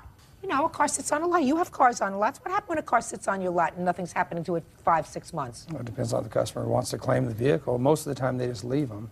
Yeah. So you put a lien on it, you sell the car. Right. And so what do you do with the car? You go and start it every couple of days? No, ma'am. No, of course not. Just let it lay there. Real cases, real people. Judge Judy. Roxana Godinez says her ex-boyfriend, Frank Pena, damaged her car while trying to repair it. Frank says the car was already in bad shape. So I'm going to ask you again. He left some stuff out. Yes, ma'am. And you said to me, it took you 15 or 20 minutes to put that stuff back in. So I'm asking you, how much did you charge her for that part of your bill? Because he's responsible for that. Maybe. If I could make him not responsible, I would. He's really irritating me. What did you charge for an hour's worth of labor? $61.27. Okay. Is he going to his wallet? No, I was going to adjust it over here. Oh, I thought you were going to your wallet to give her $60. No, not at all. Judgment for the plaintiff in the amount of $60. That's all. Parties are excused. You may step out. When you walk to my shop, I dress like that. And that's an owner of a shop like that. Look how he dresses. And that's his Sunday best. See? Yeehaw! He knows exactly what he did wrong. I'm sure if you listen to him for a little while, you realize he has no content when he speaks. Chop, chop, chop. And now the next case.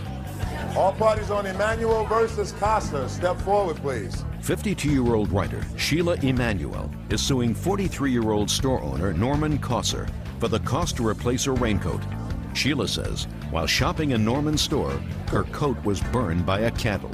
Miss Emanuel, according to your complaint, you passed by the defendant's shop, which is a boutique-y kind of shop, and you saw a picture frame that you liked in the window? Yes. You went in to purchase it. There was someone helping you, not the defendant. That's correct. This is your store. Yes, but it the is. person who was helping you was an employee. Yes. And when you were looking at the frame or paying for it, you placed your coat down on the counter and smelled something burning. When you picked up your coat, you had placed your coat on top of a lit candle that was on the counter. Not quite. I didn't smell anything burning. You saw smoke? Yes, the cashier smelled something burning. Okay. And your coat was burned? Yes. And you want him to pay for the coat? Yes. How many candles were burning in the shop? When I went into the counter after I picked out the frame, I saw on the counter a fat pink unlit new candle, and I saw a metal cylindrical, looked like a tall can. I looked around for some place to put my things. I didn't see any place to put things down, so I put my bag on the floor, and I asked Michael, the cashier, if it would be okay to put my coat on the counter because there were items lying there, and he said, sure. We started writing the transaction up, and about 30 seconds later, he asked me, did I smell something burning? Then I glanced to my right, and I saw that my coat was smoldering. So I pulled it off the counter. There were papers in the pocket that were on fire. Michael took them from me, and he was stamping them out on his side of the counter, and I was stamping out the fire in my coat on my side of the counter. So your coat was burned? Yes. Well, what did you put it on? I put it on the counter over the cylindrical metal can and the unlit pink candle. When I pulled off the coat, after we put out the fire, he said to me, Michael said, oh my God. Don't tell me what Michael said. Okay. Michael's not here. Okay. I found out there was a lit candle in the recessed container after I pulled my coat off the counter.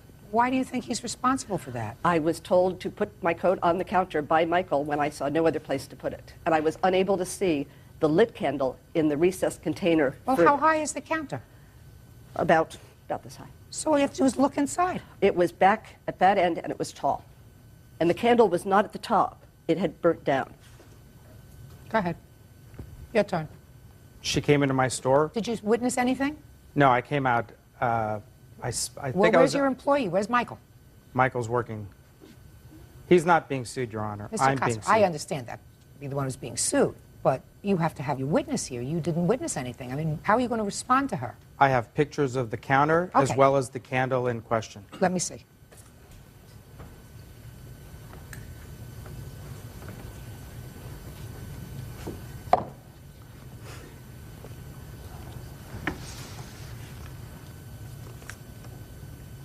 It's a much better view. Is this the candle you were talking about? No, it is not. See, you have a problem, Mr. Casa. When I read this complaint, I said, it's very straightforward. Miss Emanuel says she walked into your shop, she put her coat down, she wasn't looking what she was doing. So I was prepared to tell Miss Emanuel, you got to be more careful. But you're a businessman. And I assume that you know in court you can't use hearsay, you have to have a witness. Your witness was here. He would be able to tell me if this was the candle that was on the counter. She says it was not. So what are you handing me this candle for? Because I took a picture of the counter and of the candle Oh, yeah, to show when? it to you. When? I took it yesterday. I don't care what it looked like yesterday. Yesterday is not important. When did this happen? February 22nd. February 22nd is important. I don't care what your counter looked like yesterday. And you don't know what the candle was that was on the counter at all. I work in the store daily. That's why we need your witness. She should have Do sued, I scare you? She should have sued my employee. Oh, she can't sue your employee, Mr. Costa. Don't be smart-mouthed with me. You know she's not going to sue your employee. Your employee is your agent. That's why she sues the store. And ordinarily, Miss Emanuel, I would throw you out, but I must take everything that you say is true because he has no witness to dispute it. That you were told to put your coat down. There was a larger cylindrical container that obstructed your view, that there was something burning inside. You couldn't see it because it was tall and metal, and it was really a hidden danger. You were not advised. So you get your money. $280 was the coat? Yes. Judgment for the plaintiff, that's all. 24-year-old Brandy Evans is suing Kathleen Fry and her ex-boyfriend, Patrick Leach, for damage to her car. Brandy claims Patrick was riding his bike when he crashed into her parked vehicle. Miss Fry, are you the neighbor of the plaintiff? And not of the plaintiff, of the plaintiff's witness. And this is your boyfriend? Ex-boyfriend, yes. How long has he been your ex-boyfriend? Since about last November. And how long was he your boyfriend? About 18 years. That took you a long time to decide he wasn't the right one. Huh? Sometimes you don't think.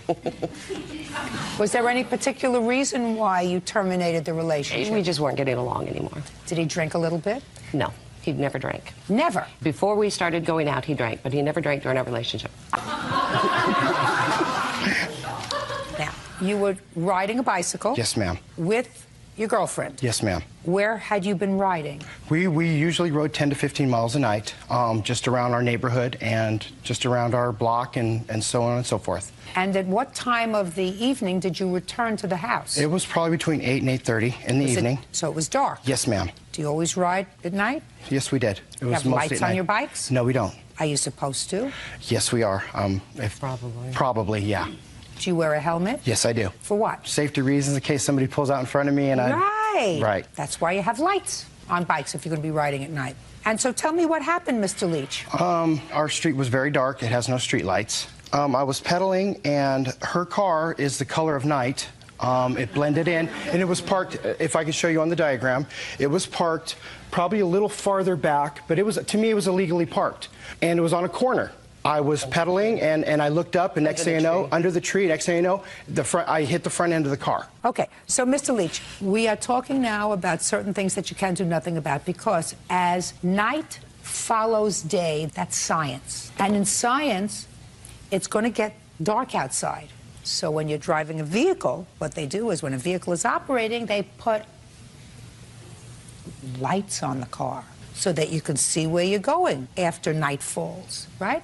So it's not the night's fault that you hit the car. No.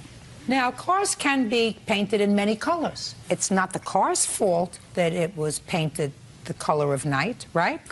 Correct. So it can't be the car's fault that it was that color. Now, how long do you think this big tree has been living on the corner? I couldn't tell you. 10 years? Since before he moved in. Yeah. The tree didn't move, right? Correct. So it can't be the tree's fault that you hit her car. And the last thing that you said was her car, you believe, was parked illegally. True. But the car didn't move. Correct. There was only one thing that was moving. Mr. Leach, that would be you. I totally agree. Now, Miss Evans, tell me, you were awakened to the alarm going off in your car? No, we were watching a movie. I was over at my friend's house. And what It was happened? around 11 p.m., and I heard my alarm going off. So the alarm did go off as a result of being hit? Yes. So I walked out, and they weren't near my car. They were walking away from my car. And I walked down and looked at my fog light, and my fog light was broken on the ground. And I walked back up halfway to the driveway, and that's when Kathy stopped me. Had you known her before that evening? No. So you never met her before? No. She walked up to you and said? And said, we were riding our bikes, and my boyfriend hit your car. And I looked over at him, and he was laying on the grass with his bike. That's not true. And shh, Mr. Leach. Shh, Mr. Leach, look at me. And Kathy said she was going to run and go get her information, and that she did not want to go through the police. She did not want to go through insurance. That she wanted to pay cash. And she walked back over and said he had some to drink, and that here's her information to put estimates in her mailbox, and that she would get back to me. And she gave me her number. She gave me her work phone, her cell phone. Miss Fry, did you write down your telephone number, your work number? I gave her my business card. What did you give her your business card for? For the purpose of, I had walked over and explained that he had hit the car and that he was lying on the ground because he had hurt himself when the bike hit the car. And I said, I will get you the information and you can get estimates and the two of you can work it out. I brought her the information back over. I never stated that he was drinking because he wasn't. And I never stated that I would pay her cash because I am not the one that hit the car. What do you want to say? I was standing there and listened to her state that she would pay Brandy in cash to settle the matter. Tell me your last name. Curran. How's Curran? I've lived there approximately 6 years. Okay. Mr. Leach. Yes, ma'am. There is no reason why Miss Fry should take responsibility for this. Exactly. So if the court were going to enter a judgment, it would have to be a judgment against you. Correct. So that, Miss Fry, you may sit down. Thank you. Now, sir, you're there all on your own. In 10 seconds, give me your best shot as to why you're not responsible for this. I never said I was not responsible. I took the car. But what I am disputing is they brought over estimates for $1,400 for the car, which to me was a little outrageous. We told them to get another estimate in a local place. They've done work on our cars before, and they were more reasonable. They probably given a reasonable rate. They never went there. Mr. Leach, let me stop. Sure. A second. Is it that you don't like the amount of money that she's asking for because you believe it's excessive, or that you don't believe you're responsible? The amount of money, and then we had an estimate for $1,400 and $1,600. Now it's $1,800. Well, now she's going to show me the estimates. I have and the photographs. The first estimate that I gave them, that was for the $1,400. When I gave it to her, she asked me to go and get another one with their body, a place, and it shows it was only a month afterwards, not even a month after the accident, that I have for that quote. Just a second. What was the name of the body shop where you wanted them to go? Boulevard. This is one of those from Boulevard? Yes, and that's my third one. Can I see it, please? We never got that one. We never got those. Shh. I don't care whether you did or not. Now I have them. So am I correct? Boulevard gives you $621.72? Mm-hmm. That was just the paint that they said. They didn't say anything about the hood. That is, I have pictures of my hood and where it's not aligned with the other side from where he fell on it. And Your Honor, I did not fall on the hood. I have your handlebar marks on my hood. Well, there is damage to the hood. All right, anything you want to say? I just, I want to know. She got an estimate from Boulevard, for just paint. Well, you know what? To me, if I'm going to get an estimate for the body work, I'm just not going to ask for paint for the $600 and something. I'm going to say, I'm going to say, hey, it's just, I need the body work done. I don't understand that. I went in and asked for an estimate, and that's what they gave me. I didn't ask them just to do paint. Did you ask them for an estimate to fix it or to paint it? To fix it. I said I needed it fixed. The damage to this car can't be done for $600. She's got something wrong with the hood of the car that's going to have to be pulled out, painted if it's going to be done right. The $1,300 is a reasonable estimate. Okay, judgment for the plaintiff in the amount of $1,360.64. Thank you. Thank you. Gina Guy says ex-boyfriend Richard Archer owes for a loan to have emergency dental work done. Richard says Gina gave him the money. Miss Guy, Mr. Archer was a boyfriend of yours, and you claimed that you made a loan to him for some dental work. He did not repay the loan, and in addition, when you tried to collect after you had terminated the relationship, he began harassing you. He says that the money that you gave him for his dental work was a gift. There was never any discussion of him repaying the money for the dental work, and that you are actually harassing him. Mr. Archer, when did you and Miss Guy start a relationship? We started a relationship towards late during the summer, probably around August. September 12th, Your Honor. Is that what it was, September 12th? Of what? September 12th of 2008. Did you at any time during that relationship live together? No. When was it, Mr. Archer, that you found yourself in need of dental work? Actually, we were in the pool one day, Your Honor. In the pool? Yeah, in her swimming pool. And she brought up that, that she was going to go in and have some dental work done and get some cleaning done. And she was scheduling appointments for her daughter. And I said, well, yeah, that's something I got to get done when I have the money, when I'm financially capable of having it done. And she says, well, I really got a good dental plan down the street here. Why don't we get you in? And I said, well, I don't have the money to do this right now. So, right now wouldn't be a good time. A few weeks went by. She kept encouraging me to go in there. So finally I went in there. What did you go in for? Basically just x-rays and a cleaning.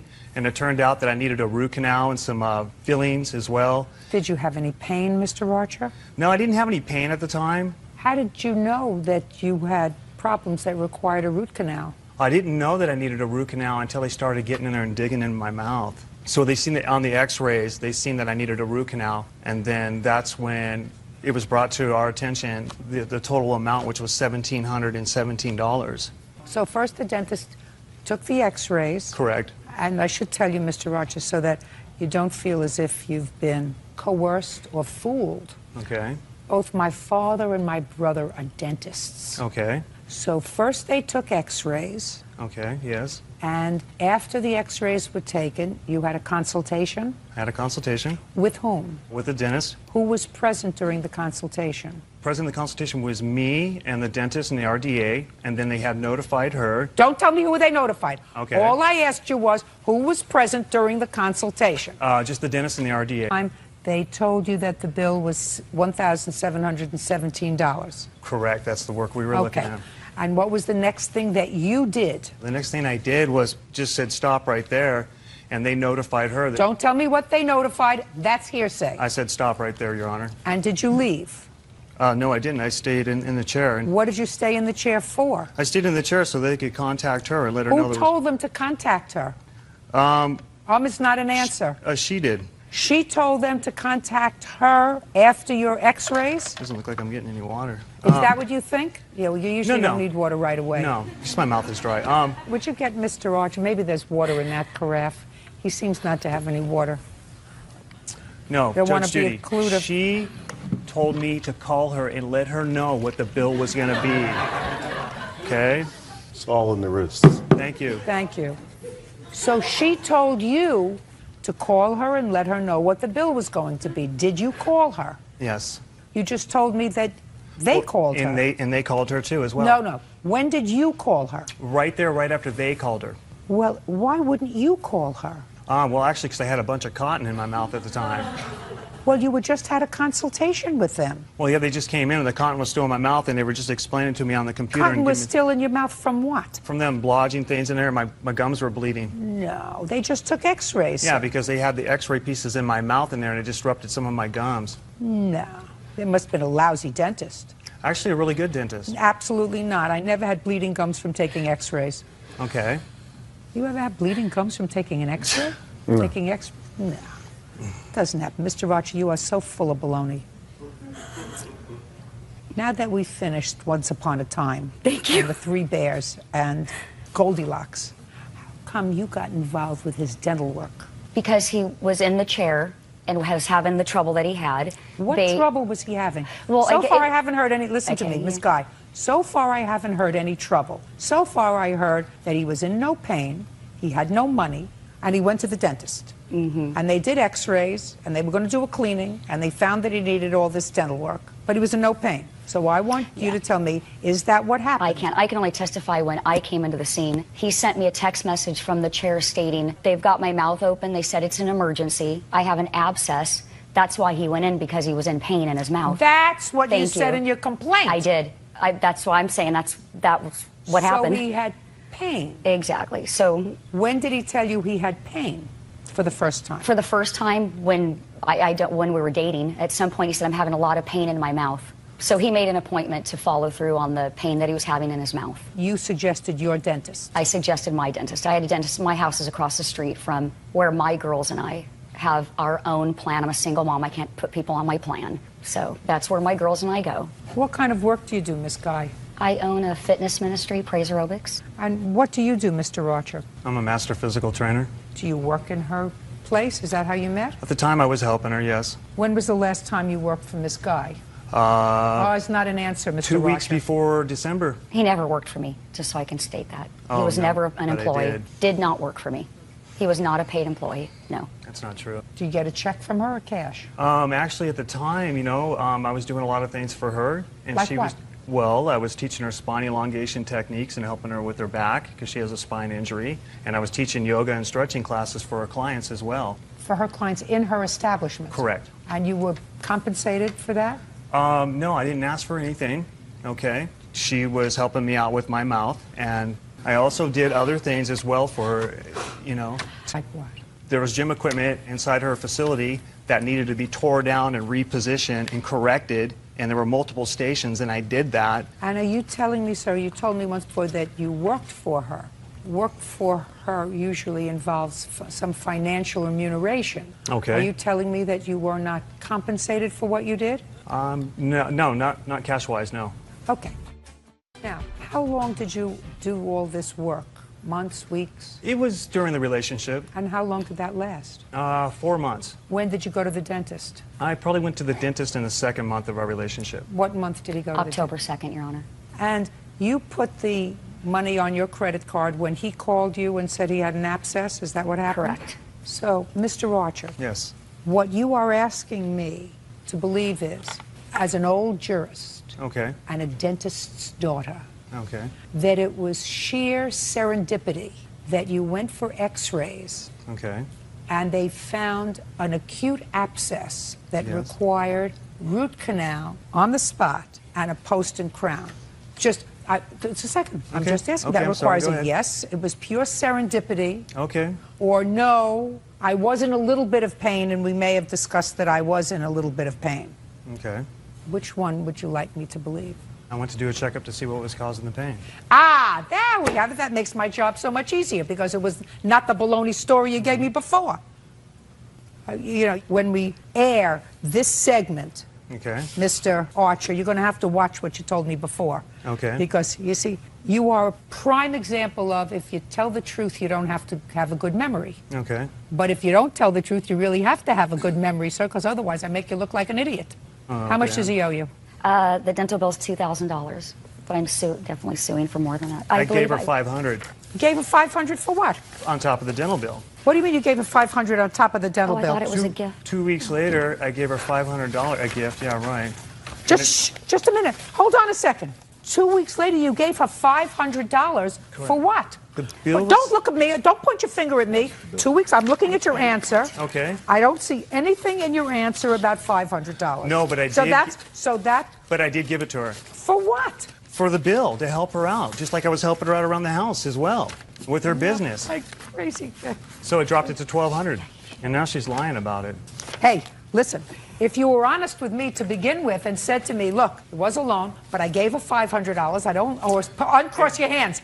Uncross your hands. I don't owe her $1,700. I gave her $500. Then we would be in business. You have given me 3 distinct stories. One you wrote in your answer. One you told me just a moment ago when I was about to enter a judgment for. But I gave her $500 for what? As a gift? You gave her $500 as a gift? You gave her $500 towards the dental bill because you owed her money for the dental bill. That's I why didn't you borrow gave. the money from her, That's though. why you gave her money for the dental bill. But I didn't borrow the money Just from because her. I hate liars. Judgment for the plaintiff in the amount of $1,700. That's all. Step out. Rebecca Castillo says former lover Manuel Gonzalez drove her car without permission and wrecked it. Manuel claims Rebecca is making up a story. Okay, Miss Castillo, it is your claim that Mr. Gonzalez, who was a friend of yours, somehow got hold of your car and caused damage on 3 separate occasions in one night. Yes. Mr. Gonzalez says that you were so drunk that night that you don't remember that you were driving and you caused the damage to your own car. Not true. Right? Right. And you are just friends? Yeah, I guess you could say that. I was messing I don't around want to with her for a guess while. what I'm going to say anything. I'm asking you, are you just friends or are you more than friends? Yes, we were just friends. Not intimate? Yes, we were intimate a couple times. Well, Bert is my friend. We have never been intimate. Do you understand? Yes. Do you understand the difference? How old are you? Yes, 21. How old are you? 35. All right. So that's a little bit of a difference. Okay, so you were intimate friends. That's a Yes. new category of friends. There are people who are intimate, then there are friends, and then somewhere in the middle there are intimate friends. You are one of those. When did this assault on your car take place? June 5th. Okay. And what were you doing out with Mr. Gonzalez? Actually, I was home when he called me and asked me to give him and his friend Mike a ride home. And I went. Why did they need a ride home? I didn't ask. And you said, fine, I'll come and pick you up and give you a ride home. Sure.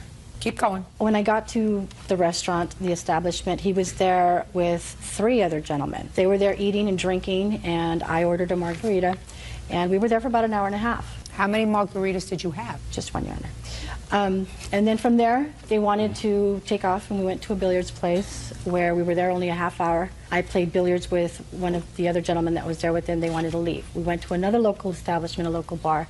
So you were playing chauffeur that night? Pretty much. So the reason for the phone call was you guys wanted to drink, and you needed somebody to Drive. chauffeur you around. Yes. Did you tell her that? Yes, I did. What did you say to her? I asked her for a ride because we had all been drinking. Well, a ride to take you home is one thing. A ride to schlep you from one place to another so you continue to drink is something entirely different. Oh, well, we planned on going home. But when she got there, she started drinking with us, and we said, well, you feel like going somewhere else? She said, yeah, so we went. Keep going, Miss Castillo. When we left that establishment, we dropped off his other friend, the one that they went in a car with, to his car, to his vehicle, and from there I went to a local gas station. And I went there, I got off, left the keys in the ignition, paid gas to the pump where I was parked at. When I came out, my car was gone. I panicked. I was looking around the parking lot, looking to see where they were. I gave them time. I'm thinking maybe it's a practical joke. Maybe they're out there looking at me, freaking out. I gave them about 15, 20 minutes, and at that point, I had dialed 911 to report the car stolen. When I looked up, he was driving back in the car with his friend still in the car. I was yelling at him. He refused to get out of the driver's side and said he was going to drive himself and his friends home. Said, fine. I pumped the gas in my car, got in the passenger side, and he drove his first friend home. He drove recklessly to the point where that friend didn't even wait till the car came to a complete stop. He literally jumped out of the car before he stopped the car in motion. Okay, and he tells me that's what you get for hanging out with a 21-year-old. He yells that through the window. Sounds right to me. Yeah. He speeds off, and I'm yelling and telling him to stop, get out of the car. He doesn't get off the car. Drives down a road where there's construction on both sides of the road. There's bolted cones with concrete dividers on both sides of the road. He's driving recklessly. He's hitting these cones. I counted 8. When I seen him headed towards the concrete divider, I literally had to put my hand on the steering wheel to avoid a real major crash. When I did that, he still didn't stop. He had all green lights for whatever reason. We drove to his house. We go into his house. I told him I wanted some resolve. I wanted something in writing. He tells me to go wait. Just a second. You went into his house. And what happened when you got into his house? We were talking. Look at me. Now here, you see, I can tell when somebody is not giving me the accurate story. So don't start embellishing now what you think you want to tell me. What happened when you went into his house? We talked. I told him I wanted. What did you say to him? I told him I wanted something in writing. I asked him, how are we going to handle the situation? What situation? About him hitting the car. I hadn't seen the damages to the car yet. I knew he was hitting the pylons, and I knew he had already hit, there was some damage, but I hadn't actually inspected the car at this point. So then he brushes me off, goes into the back room, talks to his friend Mike, then he tells me to wait for him in my car outside, and we'll talk some more. So there I go. I walked outside of the house, went into the car, sat in my car, and at this point I see him getting in Mike's car, and they're driving away. So I turned on my car, I followed them to an apartment complex, all the way across town. And at this point, I'm looking for my cell phone, which I couldn't find, somewhere on the floor. Because you're drunk? That's not true.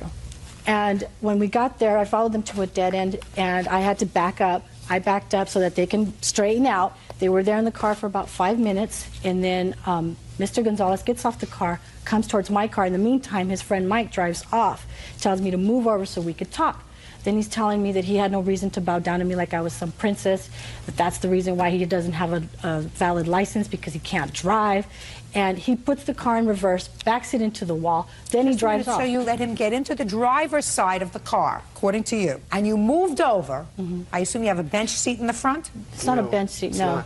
What is it? Two separate seats. Two separate seats. So you had to crawl over, and where's the whatever? It's right there in the center. It's in the middle. It's in the middle. Yeah. So you had to sort of get your leg over there, and he opened up the driver's side, unless you got out of the driver's side and walked around to the passenger side. So you scooted over somehow. Is that what you're telling me? Yes, I did. You scooted over somehow and let him in. I didn't have a choice. He was practically sitting on my lap. Miss Castillo. Well, I still screwed it up. Miss Castillo, my dear, you're a 35-year-old woman. You had a choice. As soon as he got to his house and you dropped him off, instead of following him across town to an apartment complex in a dead-end street, you call 911. And you say, this man got into my car, took my car, damaged my car. I want to report the damage to my car. Because according to you, you went into his house, Miss Castillo, to get him to sign a piece of paper. Did he sign it? No. Should have had some clue that he was not going to take responsibility for what he had done to your car. Is that right? No. You thought he was going to take responsibility, and that's why he got into Mike's car and No, that's drove why away? I followed him, because I didn't know if he was going to drop him off somewhere and disappear. But when I tried to look for my cell phone, I couldn't find it. It wasn't on in my purse. All right, Mr. Gonzalez, go. My turn? That's why I'm looking at you. Yeah, after we left the first establishment, we went to another bar. We did have about 3 pictures. When we left, she asked me to drive because she had been drinking. I said, no, there's no way I'm going to drive. I have a DUI. I'll pick up another one, and I'm in trouble. I don't want you to speak. So I told her no. She asked everybody to drive, actually, but she pestered me about it. I didn't drive. When we went to the gas station, nobody took her car. She came back, put gas. We dropped off my friend. We dropped off another friend, went to our house. She followed me inside, and we were there for about 2 hours. And she didn't ask me What were you about... doing it for the 2 hours in your house? We were playing intimate friendship. And after that... You're a fast learner. Yeah. Keep going. Then after that, I told her to leave because we had to drop off one of my buddy Mike's girlfriend that had just got there. And I didn't want to see her anymore. And she got upset and was telling me things about me and her. And I told her, I'm not with you. I don't want to be with you. I don't want to have nothing to do with you. This is after you played intimate friendship? Yes. Of course. And then after that, she went to her car. We left. About halfway to our destination, we realized she was following us. We turned into the apartments where we were supposed to be. She followed us in, and you have to turn like zigzag. So we parked on the side, and as soon as she came in, I got off the car and told her why she was following me, and I was pretty upset. While she mashes out in reverse, boom, hits a wall, and I ran around the side of the car to the driver's side because I was pissed. I was telling her things, you know, I probably shouldn't have been saying. But then she takes off forward and hits the front side of her car on one of those big poles. Okay. Now, I see that you have something over there, Miss Castillo. I'd like you to tell me what it is. This is a tape recorder where he leaves me a voice message the day after the incident where he admits he took off in my car without me. Oh, I'd like to hear that. That I would like to hear, and I would like you to give it to Officer Burtz because I want to listen to it very carefully. You wouldn't have done that, sir. No. Is that right? No, that's not You my wouldn't- voice. Oh. Let's see. 076. Received June 6th at 7:19. Hey, when I left you yesterday, when you left at the night, your car was fine. I don't know what you're tripping on. I didn't do nothing to your car. I didn't hit nothing, and after I took off, I only took off once without you. And when I came back, your car was fine. I didn't hit nothing, so I don't know why you're going to be mad at me. But if you're all right, you're late. That is your voice, Mr. Gonzalez? That is not my voice. Sure it is. Does that even admit that I was driving? Yeah, it said that I only took off in your car once, and I didn't do any damage to your car. Well, that wasn't me. I haven't driven I for only a long took time. off. Listen to me. This is what it says. Okay. And you know what's logical, Mr. Gonzalez, because you're What's a that? smart young man. Yes.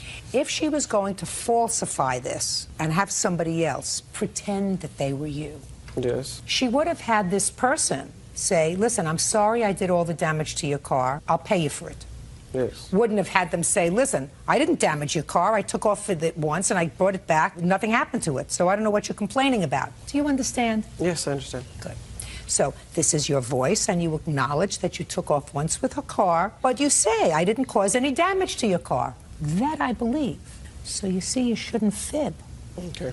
Because if you fib, then I can doubt everything that you're telling me. Now, Miss Castillo, I don't believe you damaged your car. I think that you were really angry, and I think that if your car got damaged, you did it, or you let him drive your car. Now, if you're going to choose playmates, you got to choose playmates that are somehow equal to you. These young men on that night in June were doing nothing more than using you as a chauffeur.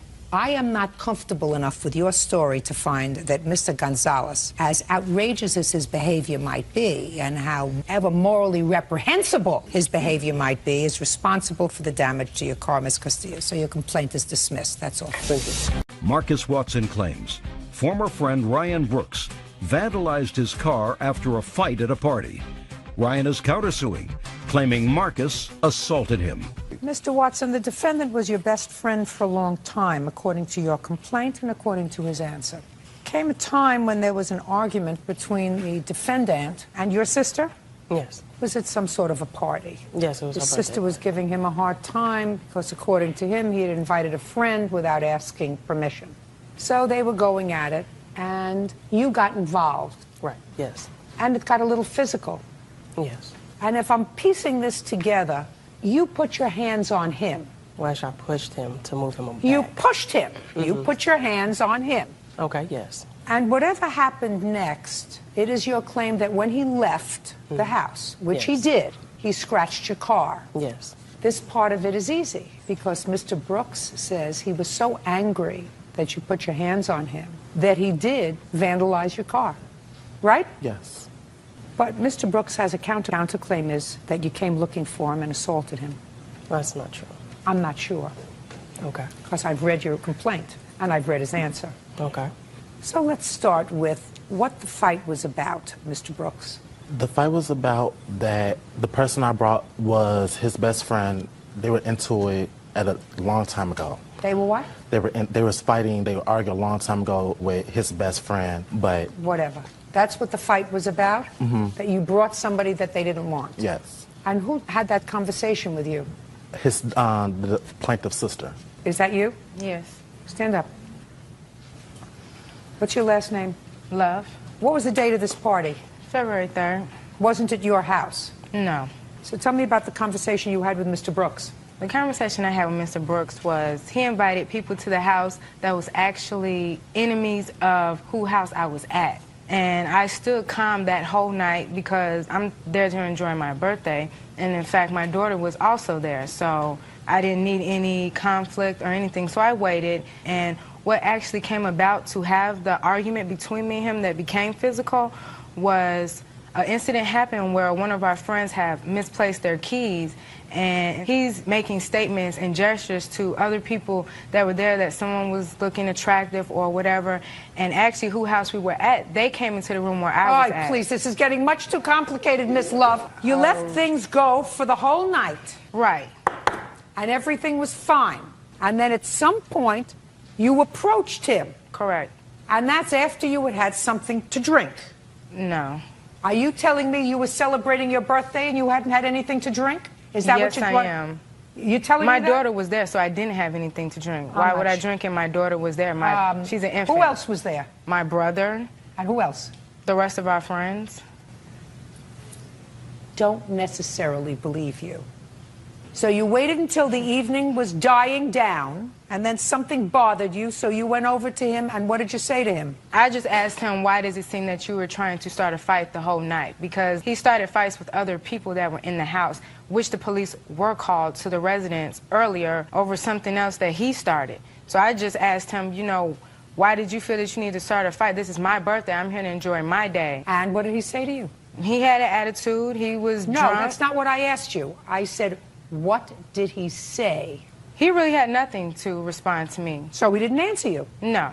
And what did you do? Oh, well, I saw that it was going to become an argument, so I just walked off. How could it become an argument Because if he's not it responding? was a lot of gestures going on. It was Show hand me the movements. gestures. Show me the gestures. Okay, I walked up to him and I said, why does it seem like you're trying to start a fight with everyone in this house? He was like, well, so he at went that like point that. when you're doing that and you're rolling your eyes, I'm done with the conversation. I'm not going to argue So with you. you walked away? Yes, I did. And then what happened? I went back in the room where my daughter was to finish putting on her coat, because at this time we were getting ready to go. You walked out of the room, and? I went in the room where my daughter was. And? I went to put her clothes on. He came behind me. And?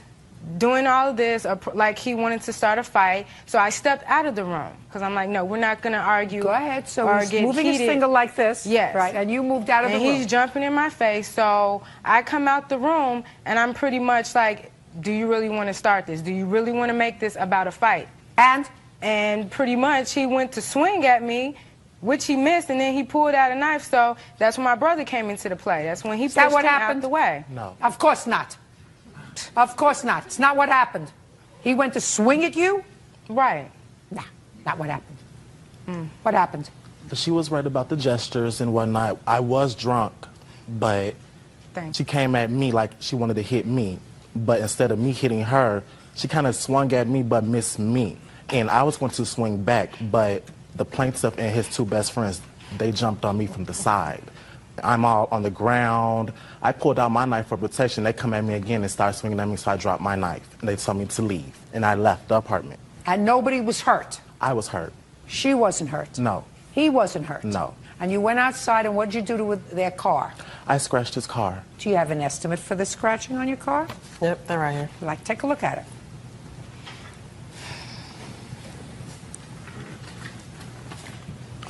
You scratched it with a knife? Glass. With glass. Okay. So now you're outside. You vandalized his car. Go. All right, so after he vandalized my car. And you saw him do that? Yes, I looked out the window because since we were still friends, I looked out the window because he was waiting on the ride to pick him up. So I'm putting on my clothes or whatever. I want to approach him. By this time, I got my clothes on, ready to leave the house. He was gone. On my way home to drive home, I had to circle around. I saw him. He was in front of, I'm not sure the name of the restaurant. I pulled over, and he was still drunk. Who were you with? My sister. You were with your sister and the baby that she's trying to protect. Mm-hmm. Right? Mm-hmm. Yeah. So I get out the car.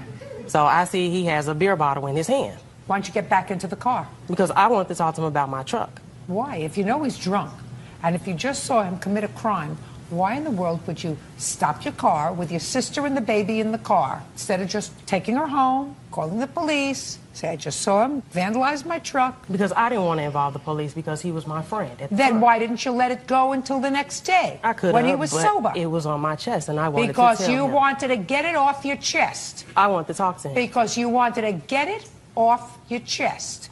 You wanted to get it off your chest with somebody who you know is drunk, who had already left the arena. Mm-hmm. Nobody was in harm's way anymore. Okay. Except when you stopped the truck and got out. And you saw a beer bottle in his hand. So what did you have in your hand? After I saw the beer bottle, what did you have in your hand? What do you call that? A lug wrench is what I had. But he didn't know I had it at all. You had a lug wrench in your hand. No, actually it was in my pocket. Let's make it correct. Now, you're driving along, you see him in a restaurant. He was outside at that time. Outside the restaurant. Mm-hmm. You stop the truck. When do you see the bottle in his hand? When I stopped the truck. When did you get the lug wrench? After I saw the bottle. Where did you have to go to get it? My trunk. Back or front? The back. So you had to get out of your truck, go in the back, get the weapon, and then go out to talk to him. Right? Yes. Now tell me what happened, Mr. Brooks. Actually, I wasn't walking around. I was in the restaurant on the phone with my best friend that was switching phone calls between me and the plaintiff. He called me and let me know that the plaintiff was looking for me. I was sitting in the restaurant waiting for a ride to come and get me because I'm hurt. And the plaintiff comes inside the restaurant while I'm sitting down and hits me in the head. And it wasn't a lung wrench. I think it was a tire crowbar, tire gauge. And it wasn't small. It's big. I have a picture of it. I'd like to see it.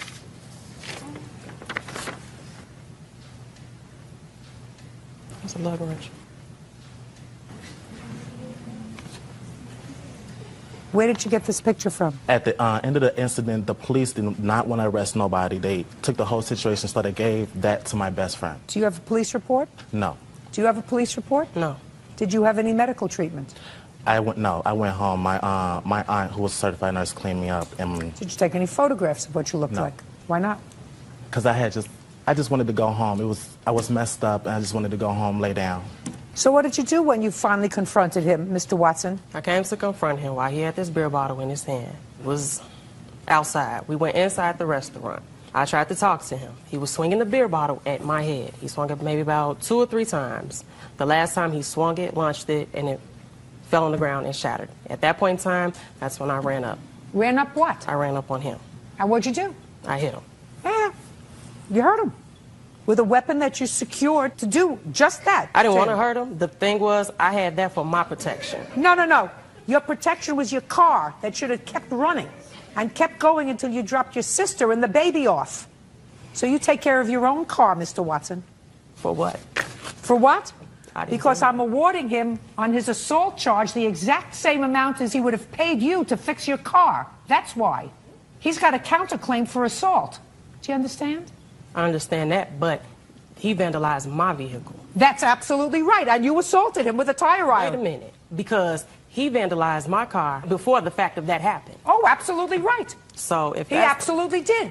And you would have absolutely been successful in securing a new paint job on your car, without question, if you hadn't assaulted him because you were angry. She started all of it. She really started all of it. And if you think that I believe that she didn't have anything to drink that night, you're mistaken. She started it because everything was sort of cool. All she had to do was go home. She confronted him. Okay. With an attitude, because you and I both know this is your sister. She does have attitude. Would that be a fair statement? Yes.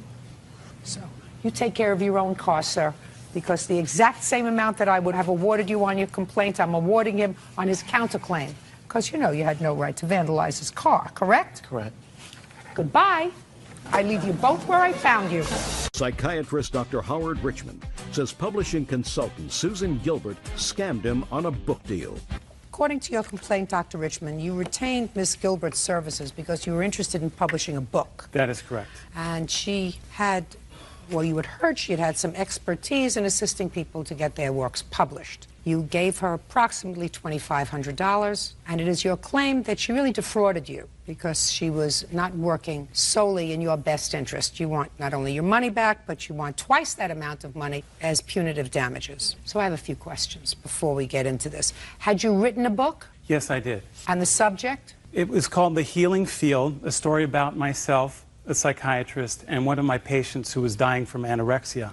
Only when I got out of the box of my traditional training did my patient start to heal. How long did it take you to do the book? About 5 years. And what brought you to Miss Gilbert? I was at a publishing event in 2003, and the defendant was one of many experts that presented that day, and she said that she could help me get my book published. How much was Miss Gilbert's fee? Her fee was $150 for an hour of coaching over the phone. And what kind of things did she coach you about? Well, she talked about having a branding, who I was going to tell me about this fantastic opportunity to be a co-author in a book along with big names such as Dr. Phil, Deepak Chopra, and Wayne Dyer. And I would need to pay $5,000 to, under a tight deadline, write a chapter in the book. So then in October of 2004, I wrote a check for $5,000, sent it to the publisher, Linda, and then 2 weeks later... The publisher is not Linda. What's the name of the publisher of this book? Her name is Linda, and her corporate company, logo is Mentors Publishing House. Never heard of him. Neither had I. So what'd you just write him a check for $5,000 for, Dr. Richmond? Well, at the time... Doctors are notoriously bad businessmen, sir. It was a good sale to be associated with these big-name authors. Yeah, but you got to do your own due diligence, Dr. Richmond. You know, if somebody said, I'm doing an ensemble work with Dr. Phil and some other notable people, you would think that this ensemble work would be published by somebody that you would heard of. Well, there was 2 other books, so they had a track record of putting out 2 books previously. Correct. In how many years? I'm not sure exactly. So in their whole history as a publishing house, all you knew of was 2 books they had published? Correct. But there were celebrities in the first 2 editions. Like who? Zig Ziglar. I never heard of Zig Ziglar. Donald Trump is in the 3rd edition. So it sounded really good. What 3rd edition? Well, this book that I was enticed to be a part of. Has it been published? It just came out in the last couple of weeks. Is that right? Yes. In fact, Judge Judy, would you like a copy of it? I've autographed I'd just like to one look for at it. you. I don't want a copy. I have enough to read.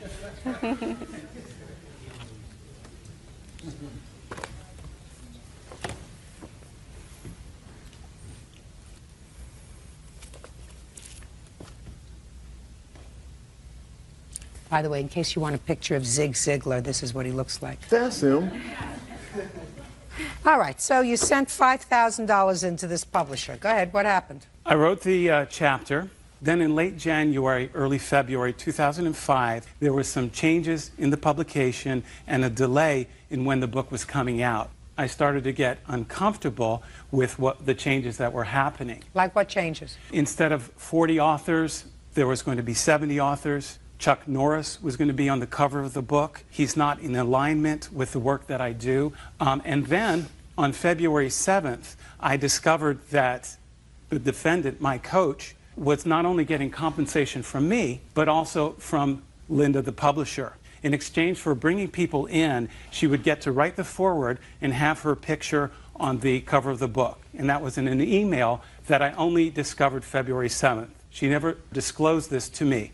I was shocked. My confidence in her began to evaporate. Did you have to pay $5,000 to get into this book? I did not. And the reason you didn't have to pay $5,000 to get into this book is because you brought other clients into the book? Right. The Is that- relationship. just a second. Yes. My questions, your answers. Did you at any time tell Dr. Richmond that you were involved as a co-author in this project, but that you were being compensated in part for bringing in other prospective authors? Yes. When did you tell him that? At the inception of the discussion of whether he would come in or not, because one of the questions that they had was whose picture would be on the front, and at that time the publisher had offered that my picture would be in that larger space there on the cover. That doesn't answer my question. You can write a chapter, but if everybody who's writing a chapter pays $5,000 for your bringing in other authors, you were getting a free ride.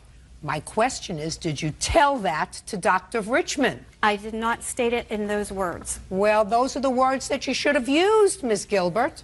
If I could clarify one thing for Judge Judy, though, the $5,000 fee is not a fee. He made a commitment to purchase 1,000 copies. There's no difference between buying 1,000 copies and paying $5,000 to get in, because it all goes to the publisher. They are at least assured of 1,000 copies, and if they get 70 authors to each contribute $5,000, that means that they have guaranteed themselves 70,000 copies of the book being sold, which guarantees them a spot on some list that says we've already sold 70,000 copies, and therefore you should read this book.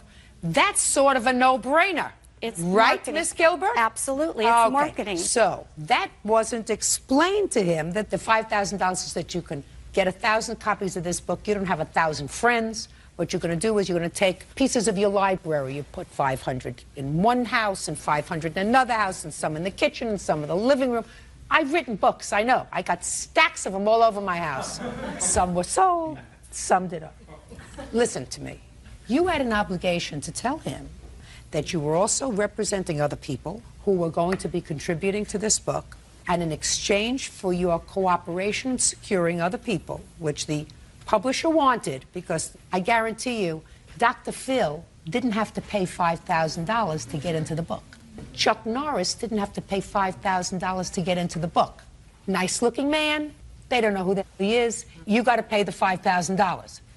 It's marketing. It's marketing, and that's the point. All of the coaching calls that you Howard have and I to had tell done. him.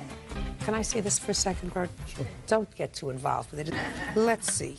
We have people like Dan Kennedy, Cynthia Bull, Brian Tracy, Carol Ann Hamilton. How many people did you represent here, Miss Gilbert? I represented 4 people. And did each of those people pay $5,000? Yes, they did. Okay, because they were not celebrities. Absolutely. Did each of those other 4 people know about the other people? I did not spell out everything as it's coming out in this courtroom, but Howard knew that I was inviting him in, and I was inviting other people to participate, and I explained how it worked. You should have explained the whole piece to him. You left out some very important things. That doesn't take away the benefit that he would have received and all the things that we discussed. He's not a child, Miss Gilbert. You're right. He's not a child. So what you're supposed to do is, if he is retaining you in what I consider an almost quasi-fiduciary relationship, you don't treat him like a child. You give him all the facts, and then let him make a judgment.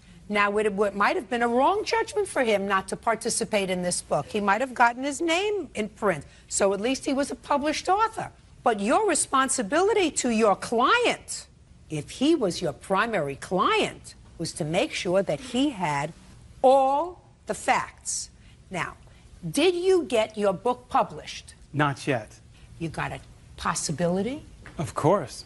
Good. Now, I don't necessarily think Miss Gilbert is dishonest. I think that she didn't realize who her master was. Her master was the person who had hired her to help him publish his book. Quite honestly, Dr. Richmond, in all probability, had you not gotten your money back, because you got your $5,000 back. No, I did not. You did not? No, I did not. Why not? Well, as a matter of fact, when I decided to withdraw from the project and ask the publisher for my money back, on February 25th, The publisher agreed to send me the check that day. I waited. No check. Then I discover my coach, my agent, told her directly not to give me my money back. How do you know that? I heard it verbally from the defendant, and also I have an email from the publisher that confirms the conversation.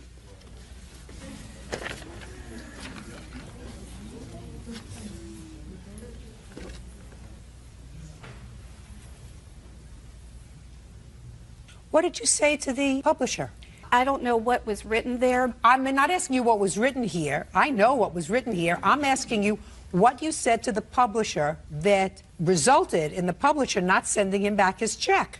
I care very deeply, even though it doesn't appear that it's coming out that way. I care about my coaching clients. I asked you what you told the publisher. That I wanted to speak with Howard before he withdrew because I felt he was making a really bad business decision, that everything that he and I had been working towards for months would be helpful in this book release. And so I wanted an opportunity to speak with him. Well, did you speak to him? I did, and he still withdrew. Just a second. Did you then call back the publisher and say? Multiple times. And say, give him back his check? Absolutely. Multiple times I have requested, and I thought that she would. But Dr. Richmond has taken him to court. But this says, yes, I held off sending the check because of my conversation with Susan. Which is what I said, that I wanted to speak with Howard. So you never got your money back? No, Your Honor. He took them to court and won a judgment. Did you get paid? No. When did you get your judgment? June 6th, and I have a copy of that if you would like to see it. I would. It's June 1st.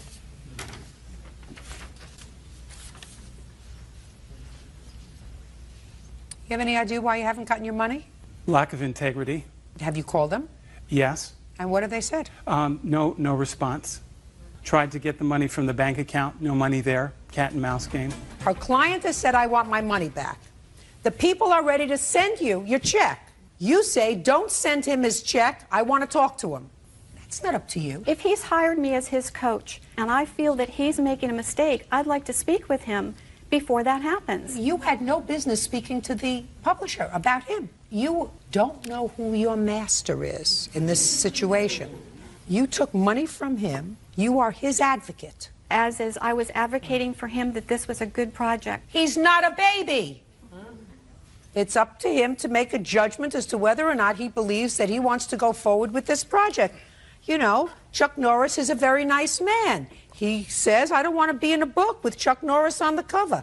I don't know why. I've met Chuck Norris. He's got a lovely man. He's got a lovely wife. Their philosophies may be inconsistent. Who knows? That's not up to you. That's up to him. How much did he pay you? How much did he pay me? Yeah. A total of $2,500 over 6 months for 17 sessions. And when I begin to work with someone, Judge So Judy, far, he's out $5,000 plus another $2,500, and he doesn't have a book. And the $5,000 of that $7,500, put it down. $5,000, Miss Gilbert, out of the $7,500 is because of you. Sounds to me like better practice would be not to come in front of 10 million people and tell your story, but to give him back his $2,500. Judgment for the plaintiff in the amount of $2,500. That's all. Parties are excused. You may step out. Christine Clark says her former friend, Breon Hawkins, owes for a loan, damage to her home, and a false arrest. Ms. Clark, the defendant was a friend of yours who you allowed to move into your home, and it is your claim that you made a loan to him to put it as a down payment on a car of $1,000. Things turned sour in the home and you wanted him to leave. You claimed that he damaged your property by breaking down the door and the door frame. And in addition, you claimed that he had you falsely arrested. Mr. Hawkins says that there was no loan. He says that you tried to lock him out of the apartment, which is why he damaged the door. And as far as the false arrest charge is concerned, he says that you and Mr. Hawkins, as well as your boyfriend, were arrested that day. When did he move in with you and why? He moved in with me in September of 2008. At the time, he was living with his best friend's parents, and he basically told me that he needed to move out of the home and he had nowhere to go. How did you know him? I met him through a mutual friend of ours. How long ago? In June 2008. Why would you let him move into your house? We befriended each other. We started hanging out. He seemed like a really nice guy at the time, a really sincere, sweet guy. And out the kindness of my heart, I allowed him to stay at my home. He slept on my couch. Odd. Right. Now tell me about this $1,000 that you gave him. In April of 2009, he approached me and asked me if he can borrow $1,000 from me because he needed a car. At the moment, I didn't actually give him the money, but 2 weeks in, I actually ended up giving him money. I have paperwork here that I went to the bank and I withdrew $1,000 out of my account. Just a second. Tell me why you gave him the money after 2 weeks. He needed a car. He needed another car. The car that he had was breaking down. He didn't want to pay for it to get serviced, and he needed to get back and forth to work. Where was he working? He was working at St. John Hospital in Santa Monica. Doing what? A lift associate for the lift team. So it's not like it's not like I just. What were you doing? I'm a lift team member. I lift intern patients. Still working there? Yes. So you needed a car to get back and forth to work? Yes. Okay, good. I have the documents here and saying that I did. He doesn't deny that you gave him $1,000. He just says there was no expectation of being we had repaid. agreement that he promised to pay me back $300 a month for the next 4 months, and the payments were going to start actually on May 17th, the actual day that he came to my home and damaged my home. That was the day that the first payment was supposed to be started. No such payment was received at that moment. Okay, let's deal with the car. Okay, where do you want me to start?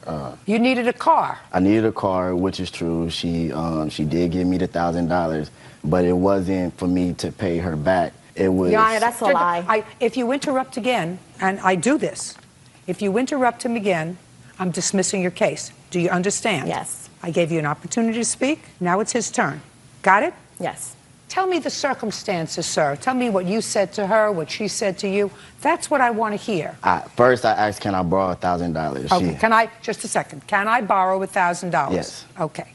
And she said? She was reluctant to give it to me because she's like, I don't think you're going to pay me back. And I said, okay, I'll pay you back. She was like, let's write a contract. She didn't write the contract out. So then 2 weeks passed, and then she offered, like, sex. No, don't tell me offered like. I want you to tell me what she said, Mr. Hawkins. Basically, I give you the $1,000 if we continue to have sex with each other. Okay. And I did it. I had sex with her before, so I don't see would it be a difference to not have sex and do it this time. I haven't been having sex with her since December. This is now April, and like she had tried to come on to me, and I like reject her. Are you asking me? No, I'm just saying. Like, I reject her. You rejected. You stayed on the couch. Yes. You owe her $1,000, Mr. Hawkins. Very good. All right. Quiet. Excuse me?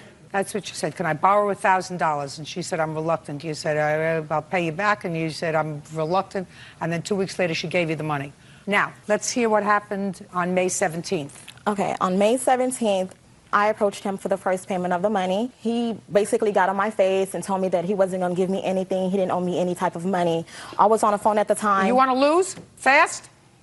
I was on the phone at the time with another friend of mine, and a friend of mine heard the commotion going on. Don't tell me what the friend heard. I went to pick up the friend because at this point I was afraid for my life. I picked up the friend, and we came back to my apartment, and I sat outside, and I called the police. I have phone records here that I showed that I called the police for. Because he was threatening me at that point, the reason why I left. Just a second. You left. I left. He was threatening you. Tell me what he was saying to you. That he runs this ish, and he was going to hit me, and if he can't, by law, he lives there now. I can't do anything to get him out. He's not going anywhere. He was going to hit me and vandalize my car. No, I don't believe he said that. Oh, he did. No, I don't believe he said that. I believe that he said he's not moving anywhere because he lives there now. And then you left. You left and you came back with a friend. Right, and I said... What did you say when you came back with a friend? Nothing. We sat outside the car, and I called the police at that point. I sat outside, and I called the police because I needed him out of my apartment at that point because he threatened to hit me. That's the reason I left. Let me explain something to you. I don't believe that. I don't believe that he threatened to hit you. But you called the police, and you tried to get him out of the apartment. Just answer my question. Right, yes. Police came, and they must have told you that... He fled the scene. Just a second. Did the police tell you that he was a tenant in your apartment? Yes. And that you couldn't get him out? Right. So what did you do? I went inside. Actually, before I went inside, he came with the young lady that he's brought to court now. After he fled the scene, he came back with the young lady in the car, and I told the police at that point. Well, he fled. Did you flee the apartment? I fled to get help. Fled. I was afraid for my life at that point. Then you should have fled I and was gone really to afraid. Miss Clark, don't play. If you fled and were afraid for your life, you go to the police station. You don't go pick up a friend. That's what you do if you are afraid for your life. You don't come back with somebody who's not in authority. Okay. Okay? So let's not play with each other. There are things that I believe and there are things that I don't believe. Okay. Right? Because it's based on common sense and my years on this earth. Now, he left and then he came back with this young lady. Yes. And what happened? At that point, when I was still talking to police, I told the police that he came back with the young lady. They did nothing about it. Right, because they said he's allowed to be there. Because he's a tenant. They didn't say that. Well, they just, but that's what I'm telling you, and that's what you knew from before. Go ahead. So at 4 o'clock in the morning, she started playing on my phone. She called me. Just a second. Was he still in the apartment? No, he left altogether. He left. They both then left. They both left, correct. Okay, and then what did you do? I went inside, and at that point, I started watching TV. I finally fell asleep around 3:30 or 4 o'clock. At 4 o'clock, they started playing on my phone. I turned my phone off. Just a second. Did you lock the door? I locked the door. Did you double bolt it from inside? I locked the top locks. So that means that he could not get in? He can get in. He had a key. No. He has the key. He had the key to the apartment. He stayed there. He has the key. Go ahead.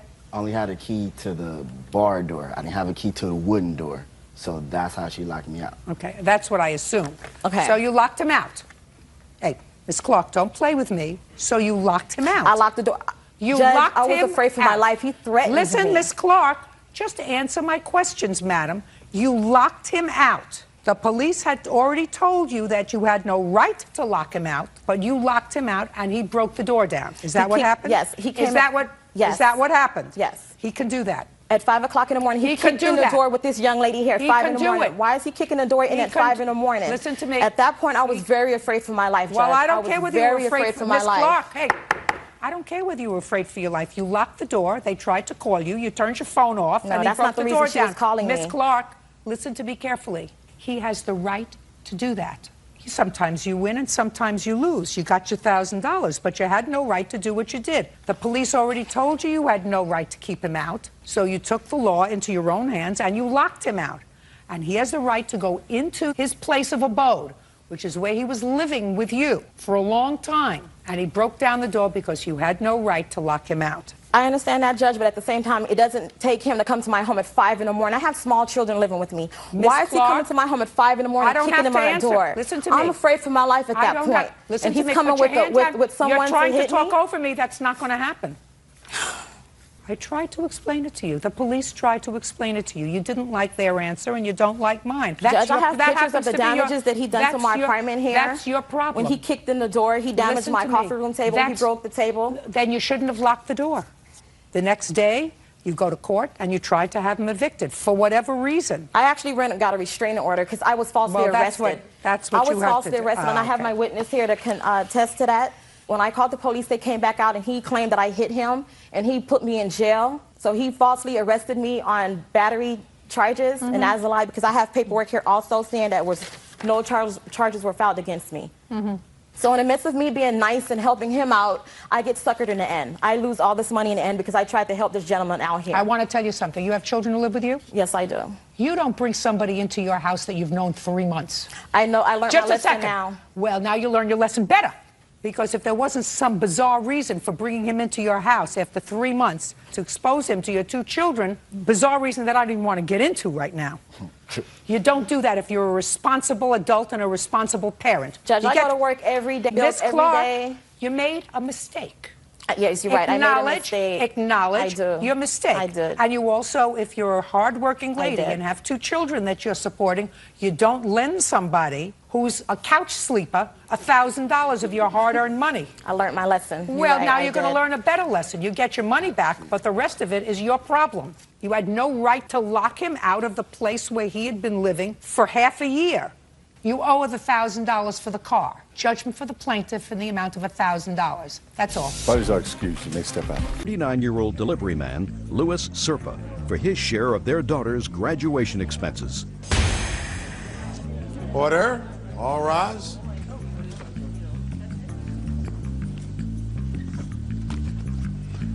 Your Honor, this is case number 160 on the calendar in the matter of Jones versus Serpa.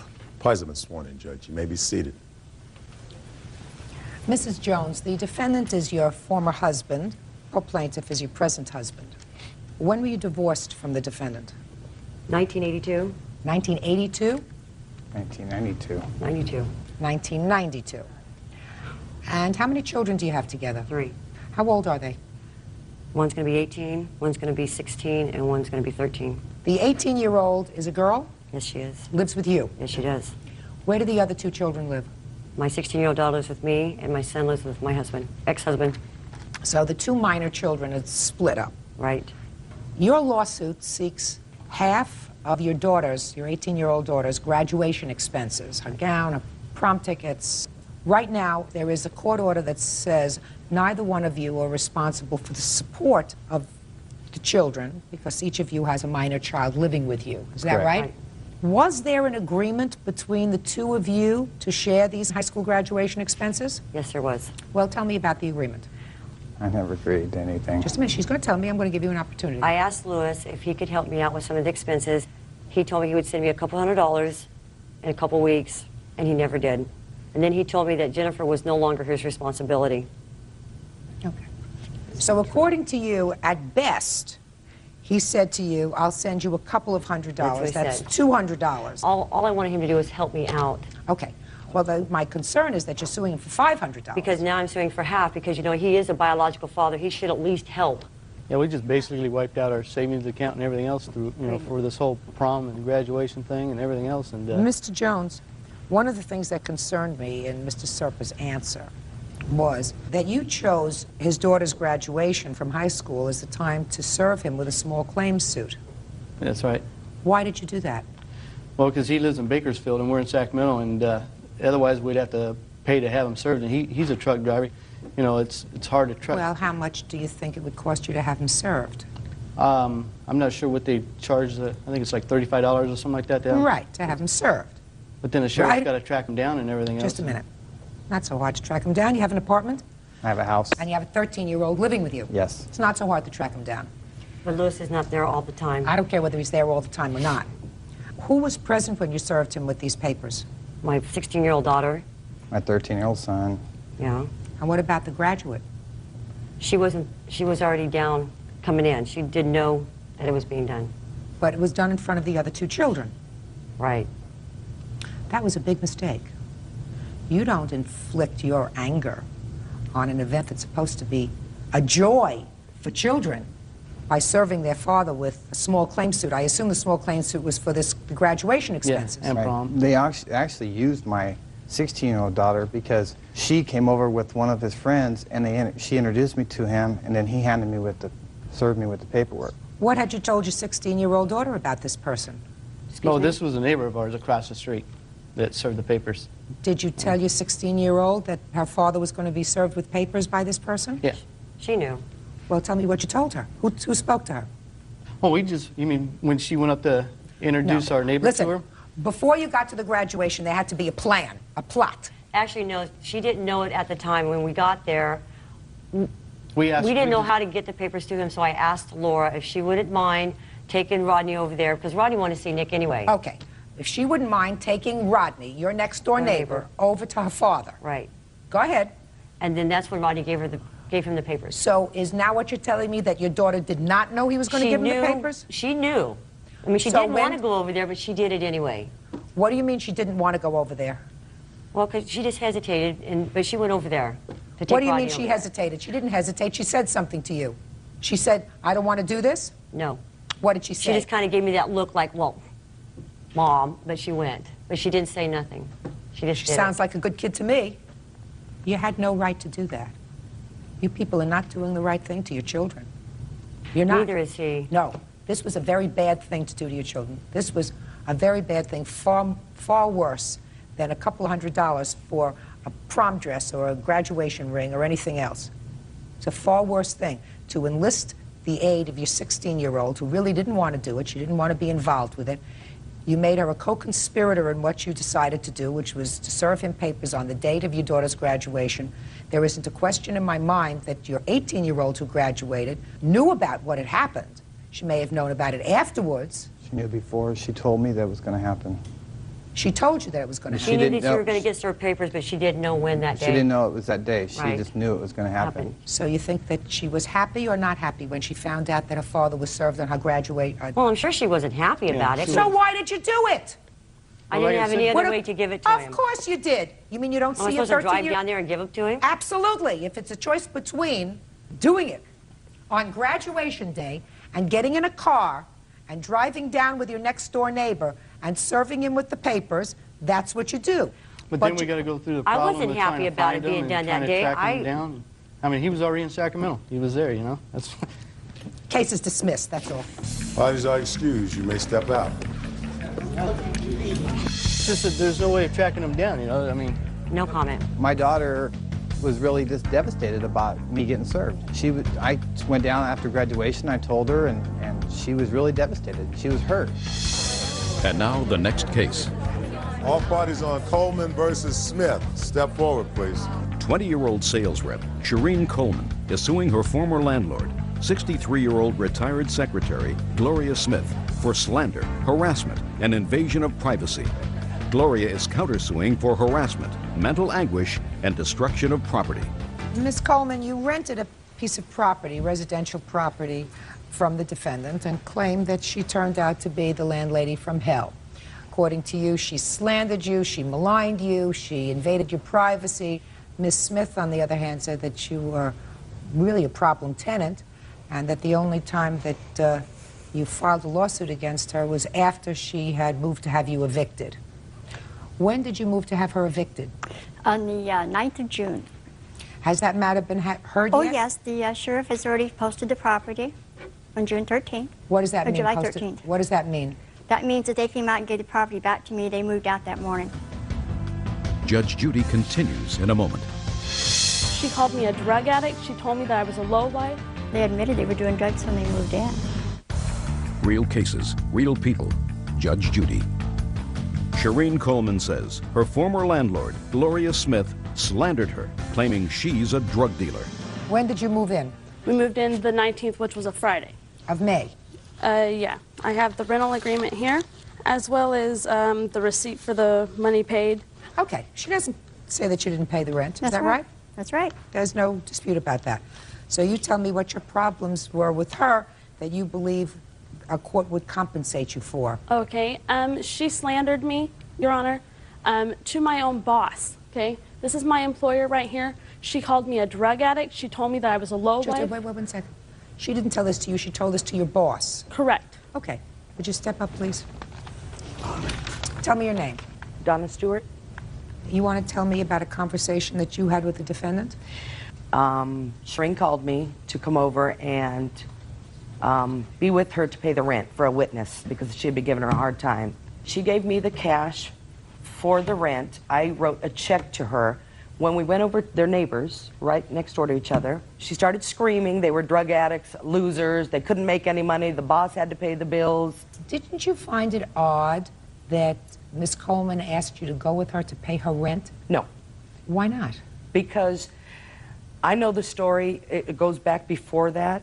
Right, because there was a pre-existing situation that existed between these two people. Yes. So it is peculiar to have somebody come with you to ask you to pay your so, rent. yes. Of course.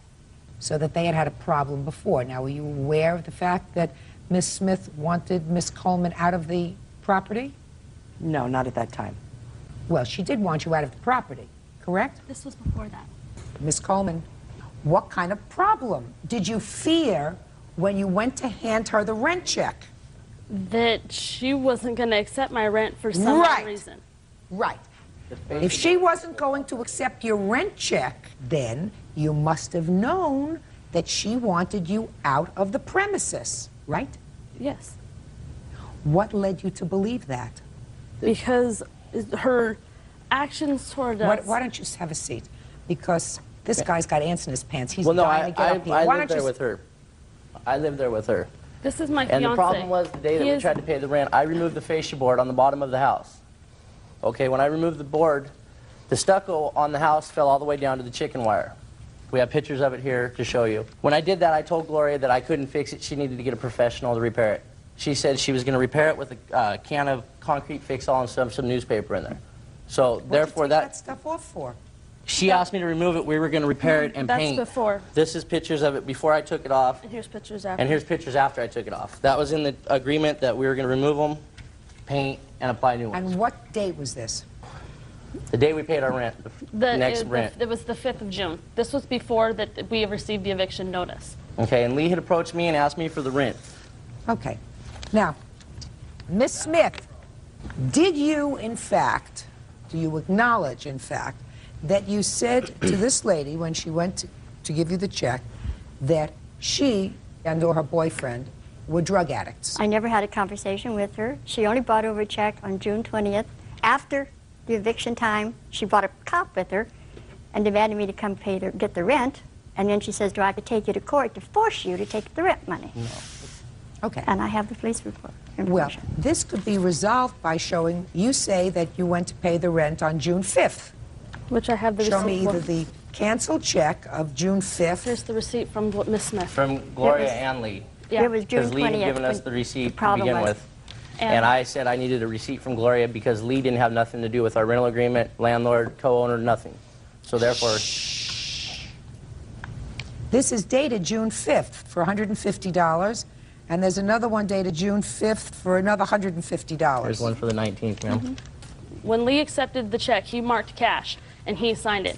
I further asked Gloria, can you please sign it? Because you had told me previously you didn't want him on... How much was your whole rent? Our whole rent for the first month was $550. She offered to break it up in 2 payments, $400 on the 20th and $150 on the 5th, for the first month only. So far, is that correct? So far, that's right. Okay. Because I do have a check for $400 on the 19th, and I have a receipt, $150, 2 payments of $150 on the 5th of June. Right, there's only 1 payment though. Okay. So how much was the check that you gave her? $150? Yes. Yes. $150? Yes, ma'am. Okay, so you did have a conversation with her? No. They Never. brought me over the check. I have not talked with that lady, except to tell her to get off my property when they came onto my property illegally. Who came onto your property? Miss Alvarez and her husband climbed over my fence that's marked posted, no trespassing. That's not. And I have witnesses to that effect. Where? Well, they couldn't come today because Then I'm not I have interested. Then I'm not interested.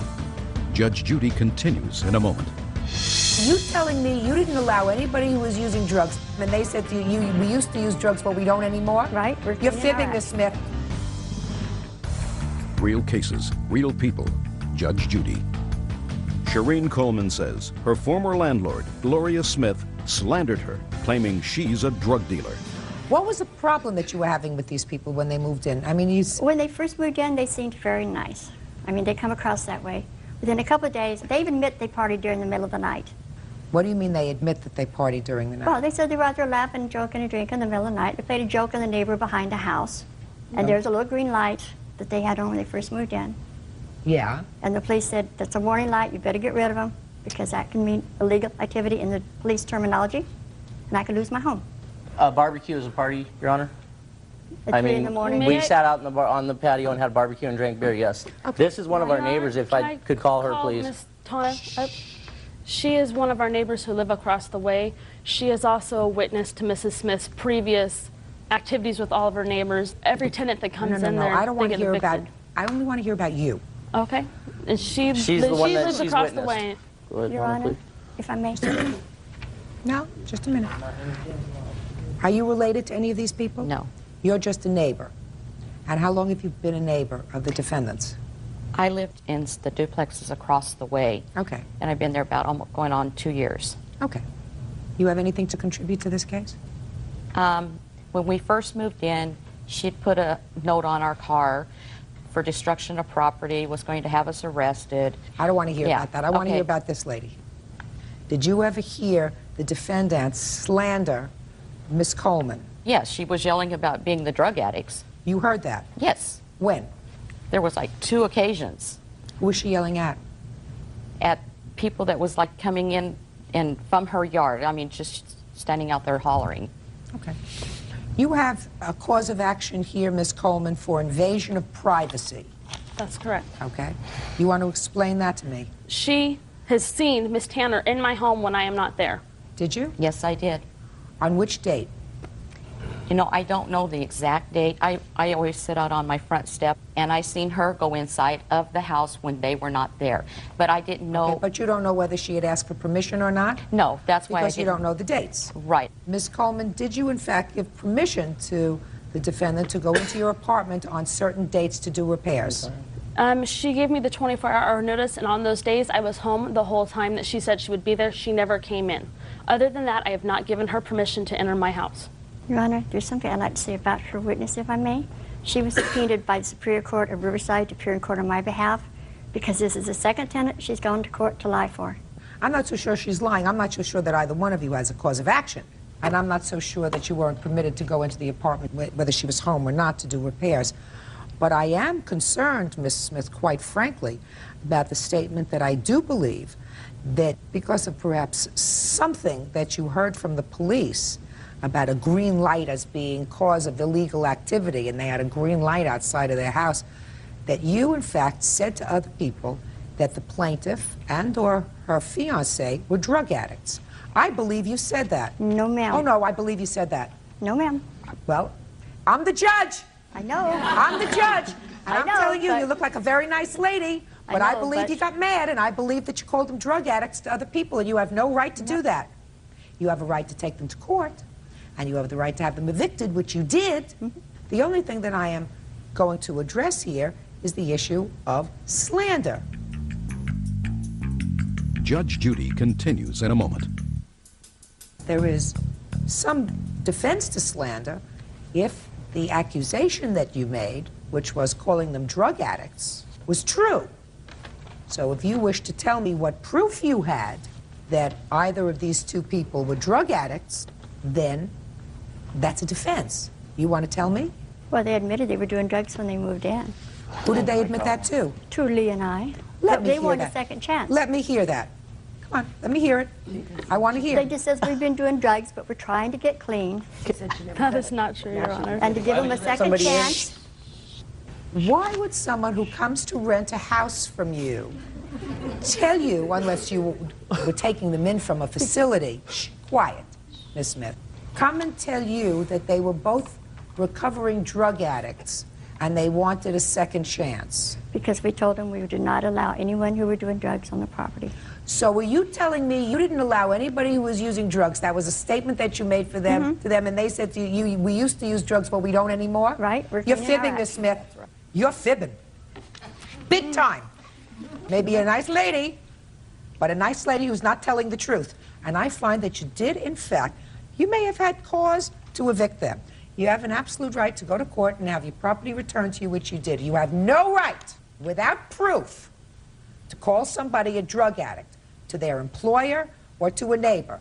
And on that charge alone, I'm awarding the plaintiffs $2,000. That's all. Phụ huynh, các bố mẹ có thể bổ sung vitamin A cho bé bằng con đường ăn uống. Trong các cái chế độ dinh dưỡng hàng ngày thì khá là phong phú các cái thực phẩm chứa vitamin A, thì bố mẹ có thể bổ sung cho trẻ thông qua chế độ ăn uống. Và những cái thực phẩm chứa nhiều vitamin A cần phải kể đến đó là cà rốt. Thì trong cà rốt, trong một củ cà rốt tươi có thể chứa khoảng 866 IU vitamin A. Và nếu cho trẻ uống nửa cốc nước ép cà rốt, nghĩa là bà đã bổ sung cho bé 22.567 IU vitamin A. Rồi tiếp theo, cái thực phẩm tiếp theo là sữa, thì nửa cốc sữa chứa khoảng 250 IU vitamin A. Trong cà chua thì trong nửa cốc nước ép cà chua có chứa khoảng 546 IU vitamin A. Ngoài các thực phẩm kể trên thì cha mẹ có thể bổ sung vitamin A cho con bằng một số món ăn như là cải bó xôi nấu chín, súp bí đỏ hay là rau bina tươi. Đây là những cái thực phẩm mà gọi là rất là giàu vitamin A, rất là dễ tìm và dễ cho bé ăn uống. Tùy theo khẩu phần của trẻ mà lượng vitamin A trong được bổ sung vào cơ thể sẽ thay đổi. Mẹ cần phải lưu ý lựa chọn những cái thực phẩm tươi ngon để đảm bảo vệ sinh an toàn thực phẩm là cái điều đầu tiên. Và hiện nay thì những cái loại thực phẩm này, nói chung là một số trẻ thì không phải là trẻ nào cũng thích ăn rau, cho nên là mẹ nên khéo léo bổ sung vào cái thực đơn của con.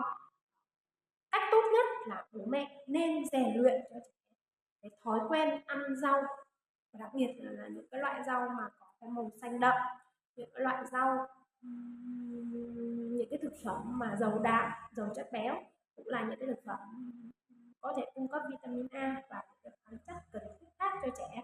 Thì con đường bổ sung vitamin A thông qua ăn uống là con đường an toàn nhất và thuận lợi nhất. Bố mẹ hãy áp dụng cái cách này trước khi mà bổ sung vitamin A bằng cái đường uống thông qua các thực phẩm dinh dưỡng nha.